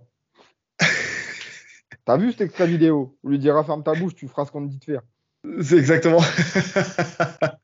Et Chandler, il répond même pas, parce qu'il sait qu'il fera ce qu'on lui dit de faire. Bah oui, parce que là, tu vois l'appel du pied qu'il fait en vidéo, tu vois, il est pas bien violent non plus, hein. De toute façon, tu sais que le mec est intouchable à l'UFC. Donc, et à tort, là, pour le coup, hein. Parce que pour le coup, il devrait perdre de sa superbe avec tout ce qui se passe. En fait, le truc, c'est que là, il se sent tellement intouchable, justement, qu'il est complètement en roue libre. Mais il s'entraîne, Mais hein. comme, mais comme toujours, comme Il toujours, s'entraîne sauf parce que là, que, il a. tu vois, normalement, avec tout ce qui se passe là, avec les accusations, etc., on va pas revenir dessus, Non. mais justement, tu vois, le fait de recombattre, je pense que ça te ferait du bien, en plus, ça ferait du bien à ton image. Ouais. Ça ferait oublier pas mal de conneries que tu dis et que tu fais. Et Dieu sait qu'il y en a. Après, comme je dis, il s'entraîne. Là, il a posté des photos avec Dylan Dennis. Il a écrit: Vous pensez savoir, vous n'en avez aucune idée, nous allons de l'avant. Ça veut tout dire et rien dire. Mais est-ce que, justement, en fait, c'est en ça où je te dis, est-ce qu'il n'a pas en tête quelqu'un d'autre et qui serait pas en train de négocier avec l'UFC? Bah, non, mais alors c'est possible. Mais dans ce cas-là, pourquoi tu rentres pas dans le pool USADA? Même si Parce tu que refuses Chandler. pendant ce temps-là, il peut continuer à le charger tranquille. Ouais, mais Et bon, ça parce veut que, dire que ça le décale. et parce que surtout, s'il rentre dans le pool ISADA, et ben ça met une pression sur lui pour accepter aussi le combat contre Chandler, entre guillemets. Tu vois, là en vrai, il fait du gain-temps dans le sens où ça se fera pas et parce que, en fait, euh, administrativement parlant, ça peut pas se faire. Tu vois? Hmm. Donc on peut pas lui dire, bah si, finalement, tu es obligé de le faire, tu vois. Bah non, je peux pas. L'USADA n'a pas donné son accord. Et c'est l'USADA qui compte. L'USADA est plus fort que l'UFC. Ouais. Bah après, moi, en soi, écoute, tant que là, je veux un combat pour Chandler. Maintenant qu'on a compris que ça se ferait pas, donnez-lui un combat. Parce Ouais. que Chandler, de toute façon, moi, je te dis, c'est un de mes combattants préférés à voir. Contre qui tu Donc le verrais? là, je lui mets Saroukian. Ouais, mais sauf que petit hic, c'est que Saroukian, bah, on fait suite de dossier. Makhachev, on a compris, on l'a expliqué en long, en large et en travers. Moi, je ne pense pas qu'il veuille de revanche contre Oliveira et qu'il va tout faire pour temporiser et essayer de ne jamais l'avoir parce qu'il sait que c'est une revanche qui est dangereuse. Nous, on maintient, hein, il a mérité sa victoire, mais Oliveira n'était pas dans son assiette le jour du combat. Et vraiment, pour le coup, pour nous, quand on a fait l'analyse, ça aurait dû être beaucoup plus compétitif que ça. On ne dit pas qu'il aurait gagné ou perdu, mais ça aurait dû être beaucoup plus compétitif. Là, on sent qu'il est relancé, qu'il veut l'avoir en dehors d'Abu Dhabi. Donc, ça changerait aussi la donne au niveau de la confiance. Donc, il fait tout pour l'éviter. Encore une fois, je le répète, la stratégie il y a le phase of plane, tu sais, d'Abdul Manap. Alors, c'était sur la stratégie dans la cage, mais en dehors de la cage, il y a aussi un plane qui est je ne donne pas de revanche, j'essaie d'affronter les meilleurs de la catégorie en toute fin de carrière, et comme ça, après, je m'en vais, et je m'en vais comme un prince. On peut pas dire que j'ai pas battu le top 5 parce que je les ai battus à la toute fin, mais en même temps, je ne prends pas trop de risques avant de les affronter, tu vois. Donc là, pour l'instant, il a affronté dans le top 5 que Oliveira, et Ouais. là, il appelle qui? En tout cas, il rebondit sur qui? Sur Tsaroukian, qui a fait une victoire là le week-end dernier, qui pourtant est passé pas loin, je crois. J'ai pas vu le combat, il faut que je le voie, j'ai pas eu le temps de le voir. Il s'est Mais je fait crois qu'il est toucher, pas. ouais. Ouais, il s'est fait toucher, il a été sonné. Il finit par gagner le combat, mais derrière, il appelle quand même Ramzat. Parce qu'ils se sont déjà affrontés, que ça a été un combat qui était relativement serré. C'était dans les premiers combats de Ramzat et de Tsaroukian d'ailleurs à l'UFC. C'était le premier combat de Saroukian à l'UFC. Ouais. Donc il dit voilà, j'aimerais bien une revanche. Et il serait capable, à lui, de lui accorder cette revanche. Mais parce qu'aujourd'hui, Khamzat, il a pris, on va dire, en expérience et en capacité de combat beaucoup plus, je pense, d'expérience que Tsaroukian, qui lui Oui. est resté ouais, il est resté similaire à peu près à ce qu'il faisait au début. Allez, avec une petite amélioration, mais c'est pas non plus, il n'y a pas eu un gap de passé extraordinaire. Donc il se dit qu'aujourd'hui, il a plus de chances de le battre qu'hier. C'est un combat qui est beaucoup plus facile pour lui, en plus avec un style lutteur, tu vois, où il y a moins aussi cette notion de sol. Tu vois, lui, il a amélioré sa boxe, Ramzat, par rapport à Tsaroukian. C'est ça Enfin, le tu vois, truc. il a C'est ça beaucoup le plus truc. d'armes. Mais C'est oui, qu'en boxe, là, maintenant, c'est un autre monde. Islam, il a une belle boxe, hein. ouais. C'est-à-dire que là où, dans le premier combat, c'était un combat de lutteur, Mm. Là, il a l'option boxe, ou s'il veut, il règle ça debout. Et il y a un différentiel de niveau à ce niveau-là. C'est ça. Donc, combat beaucoup plus facile. En plus, quand tu sais que Tsarukyan il monte et qu'un jour il aurait sa chance au titre, bah, il est capable de lui offrir. Mais c'est pareil, bonne gestion de carrière. Bonne gestion de carrière parce qu'en plus, la plupart des gens vont rester sur le fait que le premier combat était compétitif. Donc ils vont se dire, ouais, attends, parce qu'il a sûrement la possibilité de le battre. Mais quand on va analyser tout ça, on va se rendre compte qu'en fait, non, le gap, il est trop élevé entre les deux. Donc voilà. Encore une fois, ça va dans le sens. Ça, j'y crois pas non plus. Hein. L'UFC. De quoi ce combat? Non, l'UFC, ils accepteront pas ce combat. Non. Et pourquoi pas? En termes d'argent, ça rapporterait que dalle.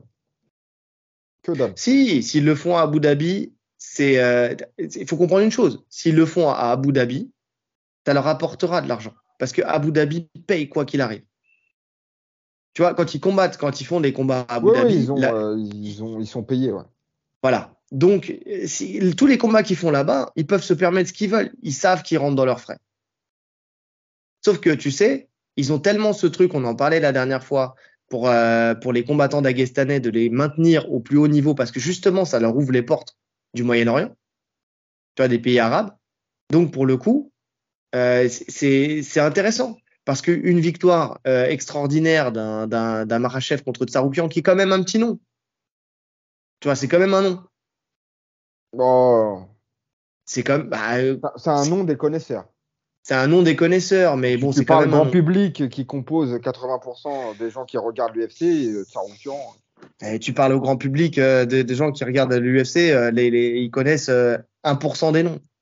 Ils connaissent les champions et puis derrière, après, ça s'arrête. Allez, Poirier, Gaethje, tu sais, des gens qui sont un peu qui sont un peu extraordinaires, mais sinon, ça s'arrête très très vite. Hein. Derrière, ils connaissent plus personne. Mais Tsarukyan, il est loin quand même. Et en plus, il est classé que 8e, Tsarukyan. Donc, aucune légitimité à combattre pour la ceinture. Tsarukyan, pour moi, il est plus connu que Spivak, par exemple. Oui. Tu vois? Oui, il est plus connu que Spivak. Donc, non, je pense que c'est un combat qui peut se faire. De toute façon, on va avoir la réponse bientôt. Hein. Mais en tout cas, je pense vraiment qu'il évite Oliveira un maximum. Il évite Oliveira un maximum, donc il va falloir trouver un combat à Oliveira. Donc, est-ce qu'on fait quoi? On fait une revanche contre Chandler? Non. Non. Il n'y a pas d'intérêt. Il n'acceptera pas. Mais Chandler, en plus, il est sur des défaites. Là, il n'y a pas d'intérêt. Oui, non, mais et puis il l'acceptera jamais. Non, le seul combat qu'il va vouloir, c'est Conor. Et ça, il le prendra. Et si tu proposes à Conor Oliveira, je pense pas qu'il n'a pas intérêt à le prendre. Mais en même temps. Ben non, il le prendra pas. S'il prend pas Chandler, il prend pas Oliveira. Jamais de la vie. Attends, tu penses qu'il prend pas Chandler parce qu'il a peur de perdre contre Chandler? Non. Non. Je pense qu'il prend pas parce qu'il veut pas combattre, c'est tout. Ah oui, donc toi, c'est acté. En fait, peu importe l'adversaire, il combattra plus. Pour moi, il veut pas combattre. Parce que Chandler réunit tout. Chandler, c'est quand même un bon vendeur aux États-Unis. Il fait des combats qui attirent la foule. Il fait des beaux combats. Stylistiquement, moi, je trouvais qu'il était assez prenable. Hein. Même si je mettais Chandler favori parce que en termes d'état de forme, tu vois. Mais en termes de style, si tu prends un Conor bien en forme contre Chandler, il est prenable en termes de style, Chandler. Oui. Donc tout était réuni. On est d'accord. Et en soi, en termes de vente de pay-per-view, Conor, il vendra contre n'importe qui. Donc son argent, il est assuré, tu vois. Donc pour moi, s'il refuse Chandler, il va prendre personne derrière. Écoute, on verra. On verra. Mais c'est vrai que moi aussi, j'ai de plus en plus. En fait, j'essaie de trouver un adversaire, mais j'ai de plus en plus de mal à le croire aussi. Je sais pas. Enfin, c'est quand même dommage. Hein. C'est dommage. Mais bon, on ferme le dossier. On ferme le dossier. Greg MMA, on en parle beaucoup de lui en ce moment. Il a fait un face-à-face lui aussi contre Ibra TV. Donc, face-à-face contre Ibra TV. Alors ça, c'est si c'est pas le face-à-face le plus mis en scène du MMA français, je m'y connais pas. Donc, je vais te péter la gueule avec respect. C'est ça qui a été dit par Monsieur Ibra TV contre Greg MMA. Greg MMA lui a dit, écoute, je crois t'avoir déjà battu en lutte, alors que j'avais appris le règlement la veille. J'espère que tu connais le règlement du... Ah putain, c'est resté gravé ici. J'espère que tu connais le règlement du MMA parce que moi, je le connais du bout des doigts. Et c'est pas les doigts que tu vas prendre dans la gueule. C'est mon point. Oh putain, si c'est pas scénarisé, ça, je m'y connais pas. Il y avait C'est un génial. prompteur, je crois, non? C'est ça. Ils avaient des fiches collées sur le torse. Tu sais, ils avaient juste à regarder un petit peu plus bas. Non, c'est ouf. Donc, on en a parlé. Greg MMA, il va faire son retour contre l'Italien. Ouais, vendeur de merguez. Ok, ça y est, ça va être une formalité normalement. Par contre, ce combat, il est intéressant. Ce combat il est intéressant. En tout cas, il est plus intéressant que contre l'Italien. Déjà, en termes de vente, je pense que Ibra, c'est une star, hein. Ouais. Et Greg Accessoirement, MMA aussi maintenant. c'est deux, en fait. Alors, au-delà d'être un combattant, c'est devenu un YouTuber très connu, Greg MMA, qui est d'ailleurs Ouais, plus connu par ses vidéos YouTube que par sa carrière de combattant. Parce qu'il totalement. combattait à une époque où les gens ne suivaient pas le MMA. Très peu de gens suivaient le MMA. Mm. Donc le combat sera vendeur dans tous les cas. Je pense vraiment qu'il va se faire. Là, pour le coup, ce combat, j'y crois. Maintenant, le seul truc qui fait que, c'est que en termes de la Fédé, il peut pas combattre. Il a 0 combat pro. Donc, il faut que ce combat se fasse à l'étranger. Il faut que ce combat se fasse à l'étranger. Est-ce que Hexagone fait des cartes à l'étranger? Je crois pas. Alors, je sais pas. Je veux pas dire n'importe quoi, mais je crois Quand, pas. quand tu Hexagone. t'appelles Hexagone, Ouais. normalement, il y a la réponse dans la question. Mais bon, est-ce Euh, qu'il pourrait pas aller en Belgique, en Suisse? Peut-être, hein, pays limitrophe, effectivement. Mais oui. Oui, oui, moi aussi, ce combat me hype énormément parce qu'on sait que Ibra TV s'entraîne en MMA sérieusement. Tu m'avais dit, Ouais. attends, chez qui il s'entraîne déjà? Alors, je sais pas chez qui, mais j'ai vu des photos de lui où il faisait il se parait avec. Alors, c'est une photo de groupe, tu vois, mais il Ouais, y a le mec de la FFA, Prince Aounala. ouais. euh, Il y a toute cette équipe-là, là. Donc, il est entouré de mecs sérieux, tu vois, de compétiteurs actuels. Et tu vois qu'il se part dur parce que j'avais vu un snap de lui où le mec, il a amoché Cocard et tout. Il s'entraîne dur. Oui, oui, j'avais vu Là, aussi c'est des pas petits bouts de juste de la vidéo où com. il a le coca. Ouais, ouais, non, non, il s'entraîne. Mais de toute façon, c'est un passionné de sport de combat. Il en a fait, il a organisé ses combats clandestins, là, enfin, clandestins qui n'en étaient pas, parce que visiblement, c'était pas illégal de les faire, mais sur les terrains de foot, là, Ouais, et YFC. il a participé. Il a participé à ces Il a combats-là. participé, il a même combattu en Barnacle, je crois. Ouais. Donc, vraiment, il aime ça. Il aime la bagarre et il est bon pour ça. Il a le physique pour, de toute façon. Ouais, c'est Donc, un monstre. Donc ouais, donc là on se rapproche un peu d'un Logan Paul, Jack Paul, enfin tu vois qui justement ces youtubeurs qui veulent avoir une nouvelle notoriété à travers des sports de combat, enfin une nouvelle, en tout cas étendre leur notoriété au travers des sports de combat. Bah, d'ailleurs, c'était Euh, le Français qui avait défié Logan Paul, Ibra Ibra TV. TV, ouais, exactement. Ouais, d'ailleurs ça aboutit à rien, mais effectivement il l'avait défié. Est-ce que c'est une bonne chose? Est-ce que c'est une mauvaise chose? Bon, ça a au moins le mérite d'être divertissant. Là, quand c'est avec des vrais combattants comme ça, c'est pas mal. Il faudrait pas que ça devienne n'importe quoi derrière. Enfin, c'est que des personnes qui n'ont rien à foutre dans la cage rentrent justement dans la cage. Ça serait dommage. Mais en tout cas, pour le coup, Oui, on voit que, on en parlait la dernière fois. Ah, la caméra a coupé. ouais, pardon, C'est bon, excusez-moi. Ouais, pas de c'est souci. normal. J'ai reçu un appel. Donc voilà. C'est Ok. la magie du direct. Non, Donc, je te disais, on en parlait, je sais plus dans quel épisode, où on parlait des combats d'influenceurs, où on parlait du combat, comment il s'appelle? Dylan. Où tu vois, c'était Dylan Thierry, oui, ridicule. oui, qui s'est déboîté l'épaule, ouais, bien Voilà, sûr. ça intéresse pas du tout. Autant là, il y a quand même un petit intérêt. Ah, là, il n'y a même pas qu'un petit intérêt. Moi, ce combat, je veux le voir. Ouais. S'il se fait, je veux le voir. Là, pour le coup, je veux voir ce combat. Là, c'est clair et net. Mais parce que c'est deux personnes qui sont entraînées pour et qui s'entraînent régulièrement pour. On sait que Greg MMA s'entraîne tout le temps. On sait là que Ibra TV s'entraîne tout le temps. Enfin, ils ont déjà un pied dedans. Donc oui, bien sûr, ce combat-là, je veux le voir.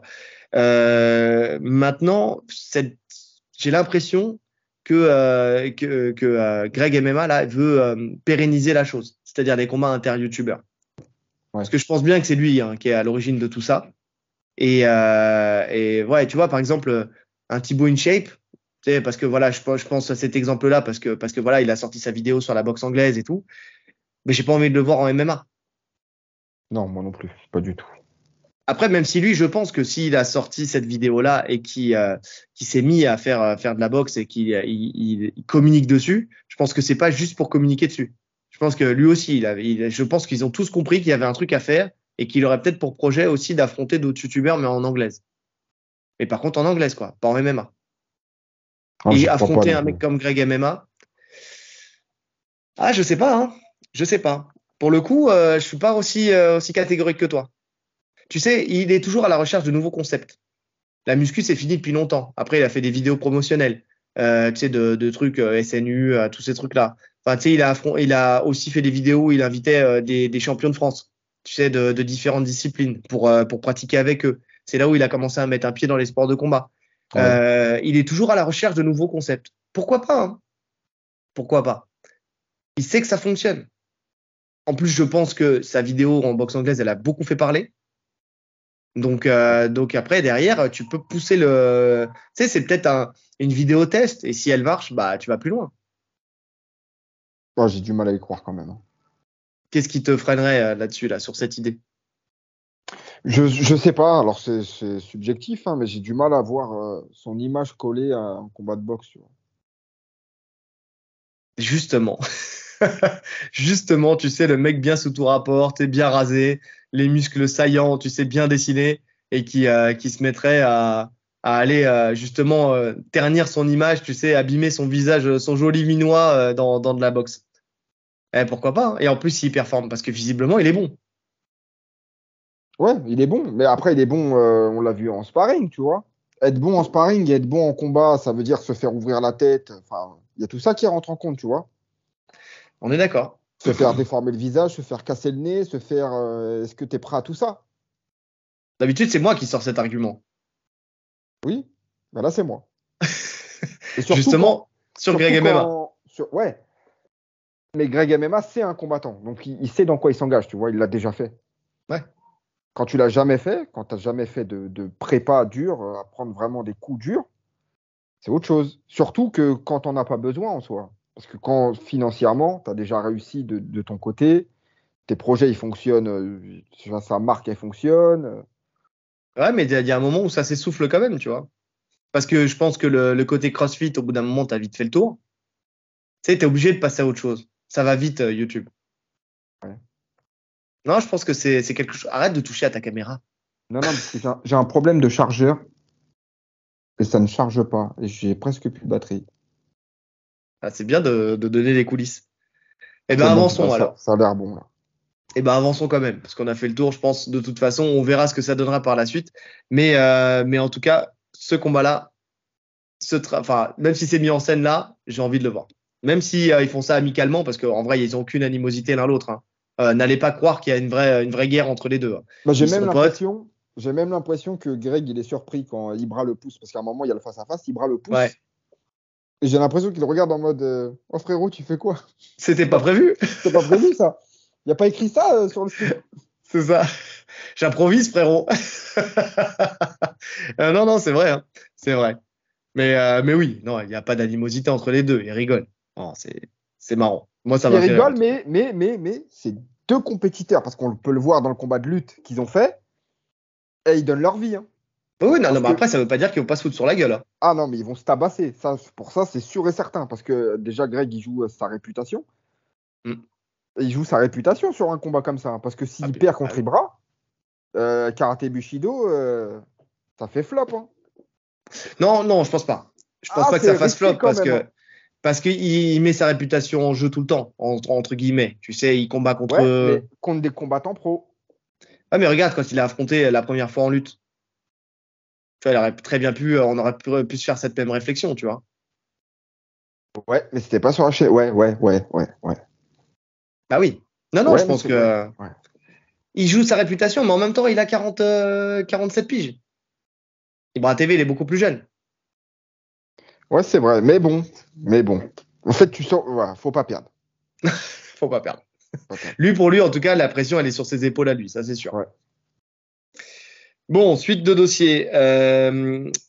Saladin Parnasse va recombattre le 19 août au KSW, cette fois-ci dans la catégorie des plumes, où il va faire sa défense de titre contre le champion intérimaire qui s'appelle Robert Ruchala, qui est invaincu en carrière sur 9 combats. Il a gagné 5 décisions, 3 soumissions et un TKO. Et le TKO, c'était sur son dernier combat, justement, où il a obtenu cette ceinture intérimaire.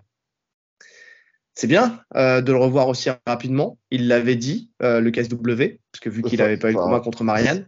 Ça démontre le respect qu'ils ont pour Saladin. Quoi. Quand ils donnent une parole, ils vont jusqu'au bout. Qu'ils auraient pu le faire galérer. Hein. Ouais, c'est clair, c'est clair. Alors après, ça se passe pas dans la catégorie du dessus. Il va recruter pour être chez les plumes. Mais en tout cas, oui, effectivement, c'est bien parce qu'il y a beaucoup de gens qui ont été frustrés par le fait qu'il n'ait pas combattu, justement. Moi, on m'en parle encore aujourd'hui, hein, qui me disait Salah, on voulait le voir et tout le monde a attendu la soirée et tout ça. Et au final, pour qu'une demi-heure avant son combat, on dise qu'il n'aura pas lieu. Donc c'est bien. C'est bien d'avoir ce combattant-là qui va continuer à évoluer et à combattre et à se faire de l'expérience et surtout à engranger, parce qu'on va lui souhaiter la victoire et normalement, connaissant Saladin, il va mettre toutes les chances de son côté pour l'avoir, mais de se rapprocher petit à petit du reste de ses objectifs, c'est-à-dire de continuer à performer, de rester pas invaincu puisqu'il avait perdu contre Torres, mais presque, en tout cas être dominant au KSW et peut-être s'ouvrir les portes de l'UFC, puisque tout le monde attend là pour l'instant. Ouais. Bah, après, ça sera à lui de décider. Je pense que les portes sont déjà ouvertes. Oui, mais avec une compensation financière qui serait plus élevée que ce qu'on lui propose aujourd'hui, visiblement. Ouais. Donc, effectivement. En tout cas, lui, on peut pas dire qu'il refuse de défendre ses ceintures, parce qu'il est très, très actif. Il est très actif. C'est vrai en plus. Hein. C'est des combattants solides. Hein. C'est des combattants qui se blessent très peu. Ouais, je ne vais pas lui porter la poisse. Non, oui, bien sûr. Non, mais c'est vrai. Tu vois, il y a des combattants qui se blessent très souvent. Et il y en a, tu sens qu'ils sont solides, ils sont durs. Ouais. Parce qu'ils s'entraînent dur en plus, Saladin. Ah c'est pas quelqu'un qui se ménage à l'entraînement, tu vois. Non. On le voit dans les vidéos. C'est tout le temps très dur. Il pousse vraiment ses limites. Son plus gros adversaire, c'est lui-même, de ce qu'on comprend. C'est-à-dire dans le sens où la personne qui veut battre absolument, c'est son lui de la veille. Il veut toujours aller plus loin. Il veut toujours être plus fort. Ça me fait penser à un épisode de Naruto une fois, où tu sais, le piège qui avait été tendu par les ennemis, c'était un clone de toi à l'instant T. Et donc les trois ont dû se surclasser pour pouvoir battre leur version à l'instant T. C'est beau, hein? Bien trouvé. Hein? Et ben voilà, Saladin Parnasse, c'est la même chose. Je suis une Mehdi Ben Lagdar, moi aussi. Je vais aussi, moi aussi, parler de manga, de Sharingan et tout ça. Donc ouais, non, c'est ça, c'est un peu l'idée. Quand il court, il veut aller plus loin. Et puis dans tous les domaines, c'est pas que dans la bagarre. C'est même dans la prépa, quand ils font de la piste, quand ils font de la prépa physique, il veut toujours être le premier déjà par rapport aux autres et ensuite être meilleur que celui de la veille. Ouais. Et ça, franchement, rien que sur ça, ça fait une sacrée différence parce qu'il y a peu de combattants qui aiment la prépa. Hein. Enfin, franchement, faire de la piste, c'est l'horreur. Est-ce qu'on en fait, nous? Mais bien sûr que non.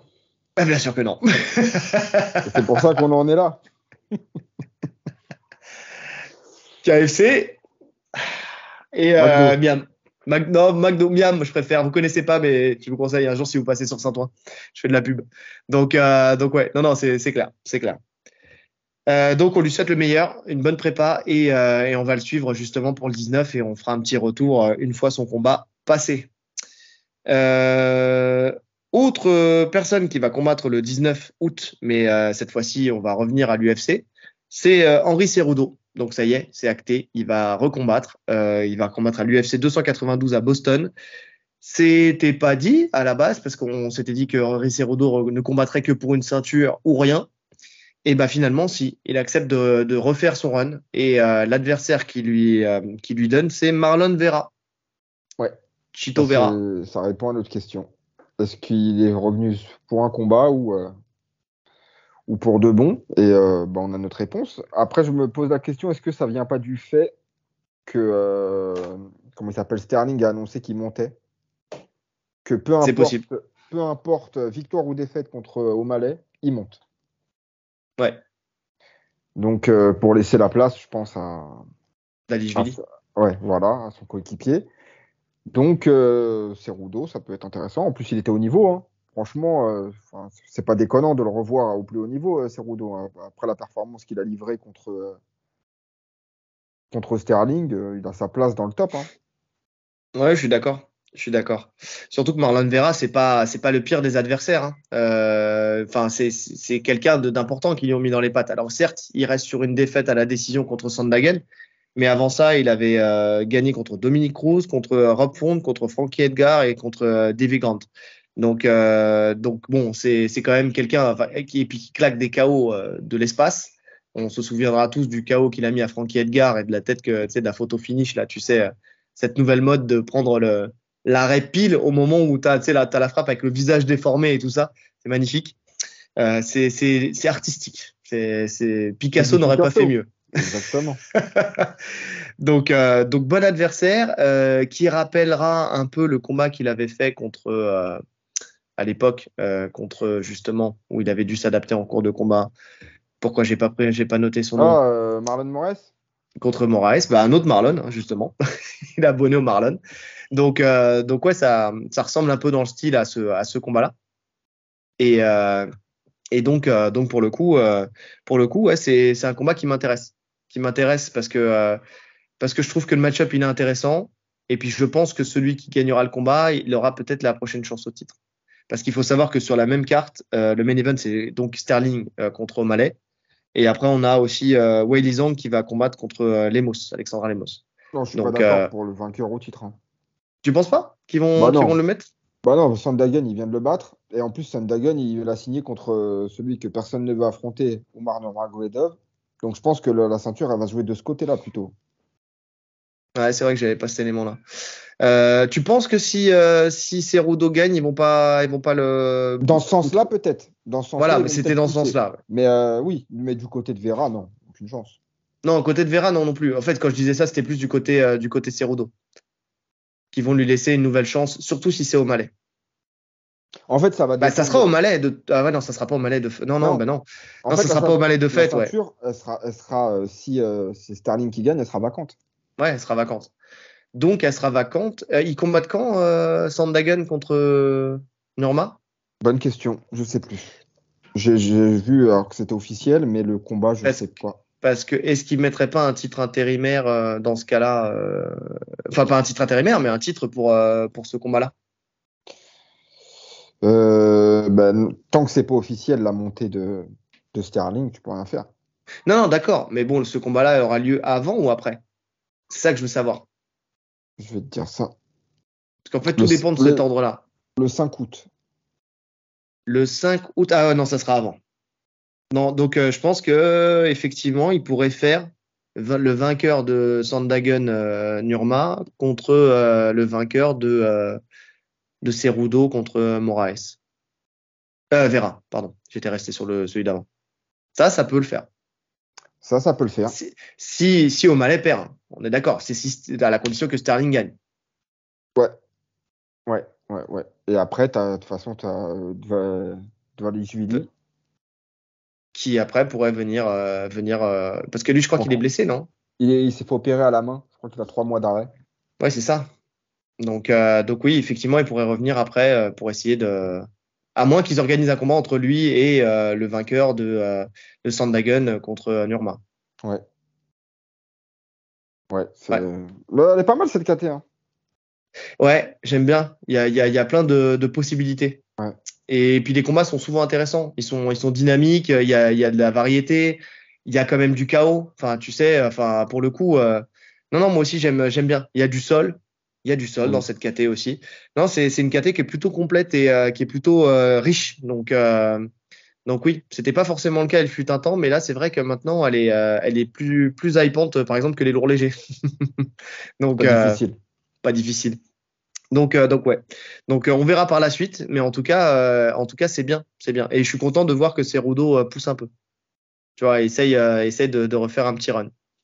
Voir si c'était une reprise, donc est-ce qu'il y avait le ring rust ou pas? Ouais. Là, en tout cas, il est dedans. Je pense qu'il sera encore plus performant qu'à son premier combat. Donc non, c'est intéressant. Ouais. Par contre, il a pas d'autre choix que de gagner. Sinon, je pense que là, il arrête. Ouais, je suis d'accord. C'est 99% sûr. Ouais. Alors, un peu plus de légèreté. Rentrons dans la phase people de l'actu. Tom Hardy. Ah ouais, Tom Hardy, l'acteur, qui a remporté une nouvelle fois une médaille d'or. Alors lui, il est abonné aux médailles d'or. Hein. C'est même pas au podium, c'est aux médailles d'or. En ceinture bleue, il a remporté l'Open de Reorg.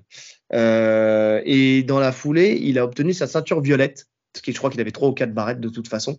Donc voilà, un acteur qui s'est mis au jiu-jitsu brésilien, qui s'est mis à faire de la compétition, donc à cet instinct de compétition, et qui va chercher ses ceintures à la sueur de son front. C'est intéressant. En tout cas, franchement, le mec, il a pas peur d'y aller. Il a pas peur de mettre sa réputation en jeu, pour le coup, parce que c'est quand même Tom Hardy, un acteur aussi de films d'action. Hein. Il a fait Bane, il a fait Warrior, enfin, tu vois. Donc Ouais. là, il prouve que c'était un choix d'acteur qui était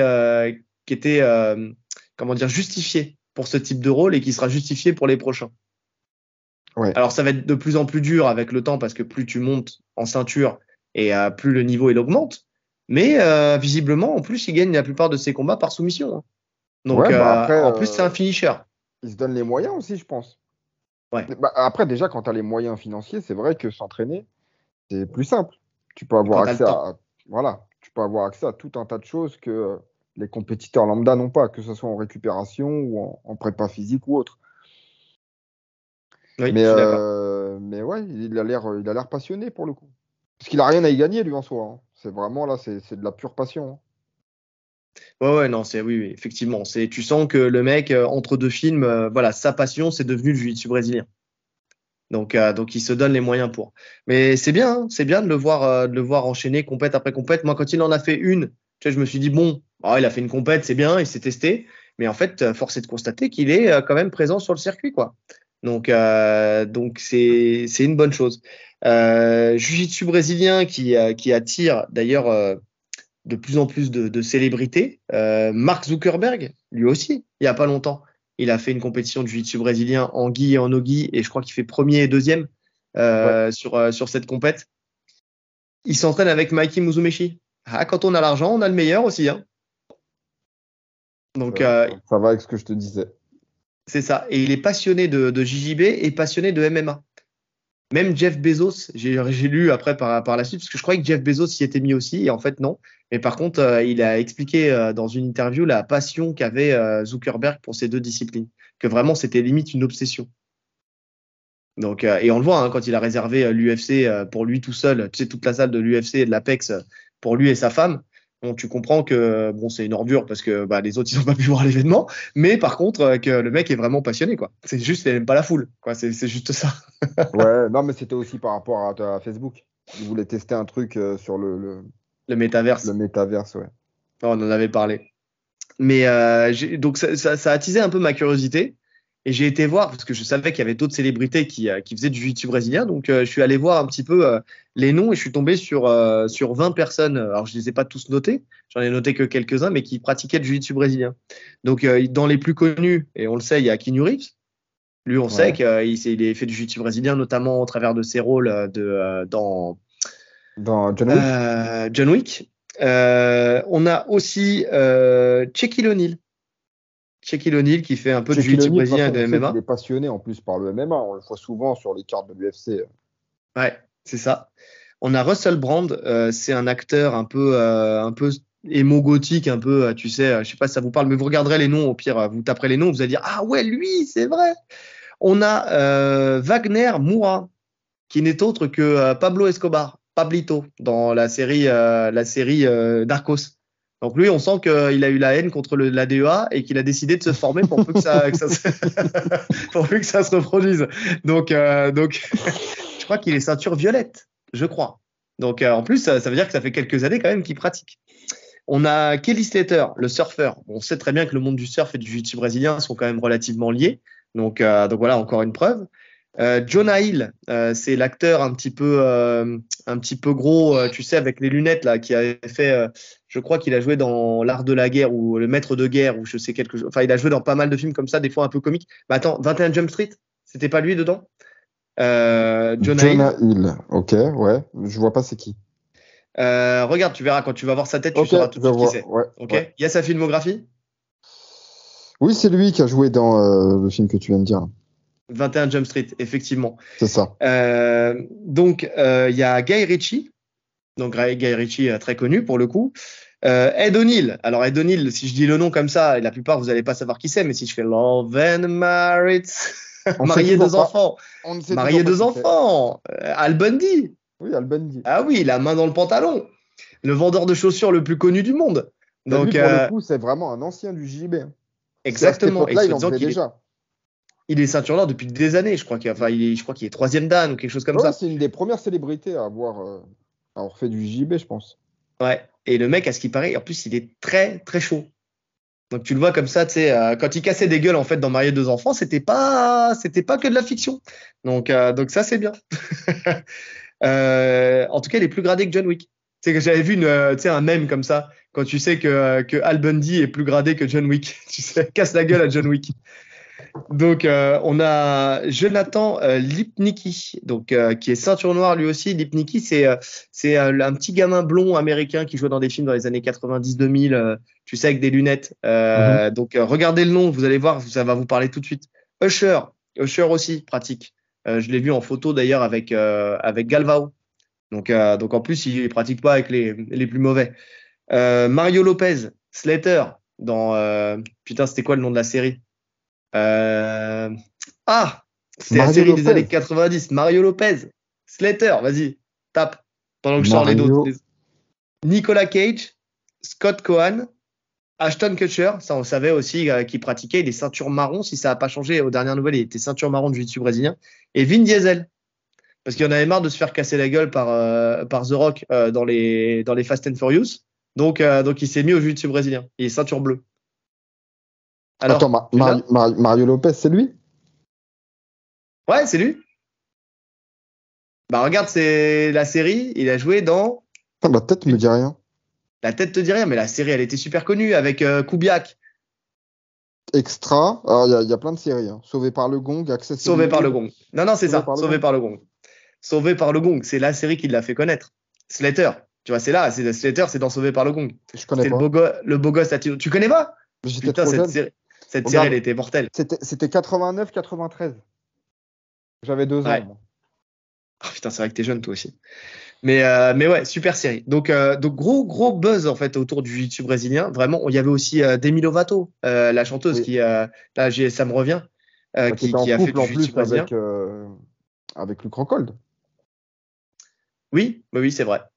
Donc voilà. Non, aux États-Unis. Alors je sais pas combien de temps ça va mettre à venir en France dans la société civile, mais aux États-Unis, le jiu-jitsu brésilien, il est vraiment mis en avant, même dans les entreprises. Je sais que les employés de Google ont à leur disposition des cours de jiu-jitsu brésilien. Enfin, tu as plein de grosses entreprises comme ça qui parient sur cette discipline. Donc vraiment, pour le coup, c'est intéressant. Enfin, tu vois, ça donne envie de perdurer dedans et peut-être d'aller essayer de vendre la discipline à différents CE. Hein, on va y penser. Ce qui est bien pour les acteurs, c'est que, alors même pour les hommes, tu vois, qui ont des rôles d'action et tout, c'est que déjà ça te donne une connaissance de combat. Et en plus, c'est pas un sport où tu vas te niquer le visage, quoi. C'est ça, c'est pas trop à la boxe, tu vas pas t'abîmer, tu peux tourner dur tout le temps. C'est ça l'avantage du sol. Hein. C'est que tu peux tourner dur à chaque sparring, tu peux tourner dur. Et puis ça te maintient une condition physique de malade en plus. De fou. Donc ouais, non, c'est vrai. Parce que justement, Jonah Hill, il avait perdu énormément de poids quand il s'était mis au sport. Et donc là, s'il s'est mis au jiu-jitsu brésilien, ça m'étonne pas. Moi, j'ai plein, tu le sais, hein, il y a plein d'élèves qui sont arrivés qui étaient en léger surpoids ou en surpoids et qui ont perdu 6, 7, 8 kilos déjà en 1 à 2 saisons, quoi. Donc déjà, même la première saison, c'est le jour et la nuit. Donc le jiu-jitsu brésilien, c'est réputé. Quand vous savez que Felipe Pena était un petit gamin un peu gros, même limite un petit peu obèse, quand il est arrivé dans le jiu-jitsu brésilien et quand on voit ce qu'il est aujourd'hui, c'est le plus beau des exemples. Continuons. On ferme la parenthèse people. C'était l'instant people. Dernier point. Reda Meptouche remporte le championnat de France en ceinture noire absolue contre Abdullah Abdouragimov. Et ça, c'était, je crois, la première fois que ça arrivait au championnat de France. Grosse performance de Reda. Donc, on vous parle de gens que vous connaissez peut-être pas. Abdullah Nurmagomedov, vous savez qui c'est. Reda Meptouche, c'est l'homme qui est dans le coin de Cyril Gane, qui lui sert de sparring partenaire au sol, qui a servi de sparring partenaire aussi à Nassourdine. Donc, il travaille beaucoup avec le MMA Factory. C'est un des Français les plus titrés qu'on puisse avoir. Il a donné des cours au Japon pendant des années chez Thomas Miette. C'est, comment il s'appelle le club? J'ai encore un trou. Carpe Diem, merci. J'arrive jamais. J'ai le logo en tête, ce logo noir là comme ça, mais j'arrive jamais à me souvenir du nom. Carpe Diem, là-bas en Asie, il a fait beaucoup de combats, surtout en Corée. Il a combattu au Quintet, non? Il a combattu au Quintet, je crois. Oui. Donc voilà, il a partagé le tapis avec Rida, qui a soumis Cyborg à la DCC. D'ailleurs, il était plus fort que lui, hein, plus fort que Rida. Bon, même si on a discuté la dernière fois ensemble et il a reconnu que maintenant Rida, avec le volume qu'il a pris et puis sa migration aux États-Unis, ça allait être un tout autre animal aussi, tu vois. Mais parce qu'il est à la B-Team maintenant. Mais il a partagé le tapis avec de grandes stars justement du jiu-jitsu brésilien et il est au niveau en fait de ces stars-là. Donc c'est vraiment Reda fait partie des meilleurs, déjà meilleurs européens c'est sûr, mais presque meilleurs mondiaux dans sa catégorie. Et là, il a été très stratégique. Hein. Il a fait exactement ce qu'il sait faire, hein, demi-garde profonde. Il a été chercher le dos comme il sait le faire. Et puis derrière, il a pu lâcher le dos d'Abdul. Abdul qui avait remporté, lui, juste avant sa catégorie, non. Parce qu'on m'a posé la question, pourquoi moins de 97? Parce qu'il ne combat pas en moins de 97 dans la vraie vie. Oh non.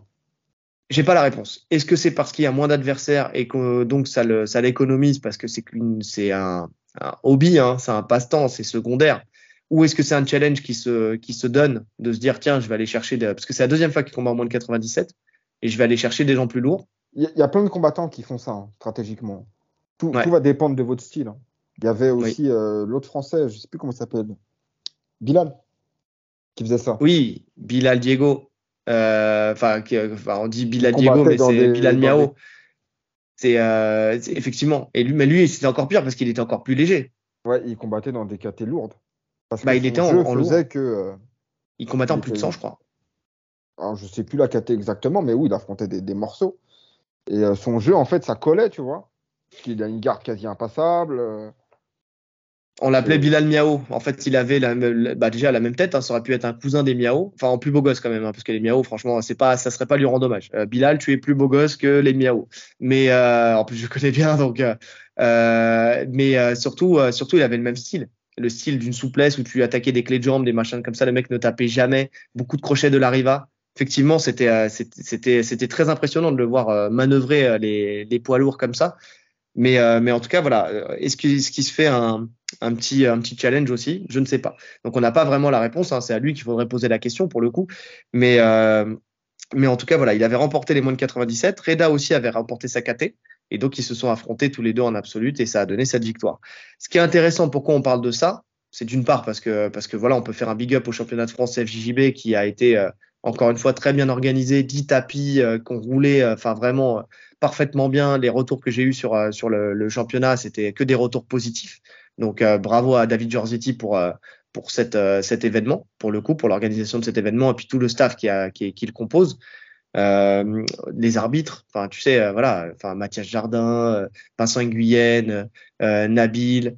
Donc il y a qui d'autre encore? Reda Hamzaoui. Je vais en citer un dernier. On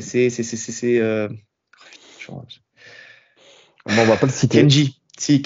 Kenji 7, Patsushima. Donc voilà, toute cette équipe-là, franchement, c'est top. Willy Dakuri, tu vois, qui font un travail de fou justement sur ces compétitions-là. Il y en a encore plein d'autres. Hein. Mais pourquoi on parle de cette compétition-là aussi? Parce que il y a une transition qui est en train de se faire de Reda Meptouche en MMA. Donc grand champion de jiu-jitsu brésilien. Et là, il va faire sa transition et je pense qu'il devrait combattre au Ares, en tout cas dans ses premiers combats. En tout cas, voilà, c'est ce qui se dit, c'est ce qu'il m'a dit. En tout cas, c'est encore à déterminer. On va mettre des guillemets, on va mettre des pincettes. Parce que s'il le fait pas et qu'il combat ailleurs, vous allez me dire, ouais, mais t'as dit Ares et tout ça. On en discutait, c'est une possibilité et c'est la plus grande possibilité pour l'instant en vision. Maintenant, encore une fois, il va falloir qu'il passe par l'amateur avant, s'il veut combattre au Ares. Ou alors qu'il fasse un combat à l'étranger avant. Ouais. Et il est jeune, hein. Il est encore très jeune. Hein. Donc c'est une transition intéressante. Il a 26 ou 27 ans, quelque chose comme ça. Enfin, il est plus jeune que moi, beaucoup plus jeune que moi. Ouais, il est jeune. Il est vraiment très jeune. Donc c'est intéressant. C'est intéressant de voir qu'il y a vraiment cette transition qui se fait aussi en France, parce qu'on l'a vu, c'est une mode qui se fait à l'UFC, aux États-Unis, je sais n'importe quoi. Aux États-Unis, en ce moment où les mecs du jiu-jitsu brésilien font des C'est pas en ce transitions en moment, MMA. c'est tout le temps. C'est Ouais, depuis tout tout le le temps, temps. mais il y a eu là un petit regain, tu sais, avec Boucher-Chat, tu vois, avec Gary Tonon, il y a eu quand même une petite accélération là sur les derniers temps. Ouais. Là, tu me disais que tu avais vu les Ryotolo aussi qui voulaient se mettre au MMA. Donc, tu vois, il y a ce truc. Il y avait quand même une période de creux un petit peu. Il y a une période Ouais, de creux et c'est ouais, revenu ouais. avec justement, avec. Oh là, c'est laborieux aujourd'hui. Hein. Mackenzie Dern, enfin le podcast qu'on avait fait, tu vois, avec Mackenzie Dern Le avec renouveau du JJB dans le MMA. Ouais. Rodolfo Vieira et tout ça. Donc, ça remonte à un petit moment. Mais il y a eu toute une période de creux. Donc là, ça commence à revenir et visiblement, ça commence à arriver en France aussi avec cette transition. Ouais, bah, en termes de palmarès, je pense que ce serait le plus gros nom français qui ferait Ouais. sa transition. Ouais. Il y avait Julien Da Silva. Si, il y avait Julien Da Silva aussi qui l'avait fait. Oui. Ça s'est arrêté, mais en tout Ouais, cas, il était bon en en plus termes. en MMA. Je sais pas Ouais, pourquoi ça ouais. s'est arrêté. Bon, j'ai pas forcément suivi, mais en tout cas sur le circuit français, il était pas mauvais. Hein. Ouais. Ah, ben, oui, parce que Julien Da Je parle en Silva MMA. aussi, Hein. en termes de jiu-jitsu brésilien, c'est quand même quelque chose aussi. Hein. Thalès, le roi du triangle. Lui, les points, il s'en foutait, il voulait que soumettre en triangle et il y arrivait. Donc, il a gagné les plus grosses ceintures noires. Enfin, c'était le meilleur des ceintures noires françaises.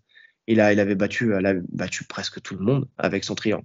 Donc oui, c'est vrai qu'il y avait quand même Julien Da Silva, faut lui rendre hommage. On vous parle de gens que vous connaissez pas. Hein. Si vous avez quitté le podcast à ce moment-là, je comprends. Mais sinon, si vous voulez un peu de culture du JJB français et des transitions dans le MMA français, c'est intéressant de rester aussi. Donc voilà, c'est bien de parler aussi un peu du jiu-jitsu brésilien. Ce format-là nous permet de reparler un peu du jiu-jitsu brésilien parce qu'on avait un peu lâché l'affaire. Donc éduquez-vous. Je regarde la caméra, éduquez-vous. Ça fait flipper quand je fais ça. Donc voilà. Bon, je pense qu'on a fait le tour. Ouais. Ouais, C'est je pas pense mal. que Hein. ça a été bien chargé encore une fois.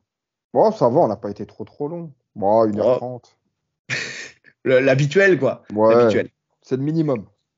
Qu'est-ce que t'as rien à rajouter? Pas une Non, info qui serait sortie en dernière minute que t'aurais vu ou quoi que ce soit? rien du tout. C'est ce que je Non. regardais en plus. Mais non, rien. On rappelle qu'on enregistre le jeudi hein, et qu'on sort ça le vendredi à 18h. Donc voilà, s'il y a un truc avant vendredi, s'il y a un truc le vendredi matin que vous dites que vous ne l'avez pas traité, c'est normal. C'est normal. Donc voilà, bah écoutez, il nous reste plus qu'à vous redire une nouvelle fois, merci pour tous les commentaires que vous nous donnez. Franchement, c'est génial, toujours du positif. Notre communauté grossit. On a passé les 666, hein, on est à 670, donc c'est bien. Oui. Vous nous avez écoutés, vous n'êtes pas resté trop longtemps sur ce chiffre. Merci à vous. Donc maintenant, on va passer les 670, on va aller chercher les 700. Hein. On va faire road to 17, 700. 700. Oh putain, on est nul en anglais, c'est une catastrophe. It's a mistake. Donc ouais, non, on va faire comme la sueur, tu sais. Road to 700 G's. On va faire ça comme ça. Donc...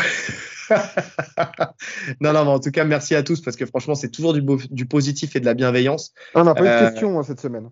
Oui, on n'a pas eu de questions cette semaine, donc n'hésitez pas à en poser. C'est vrai. Merci de le notifier.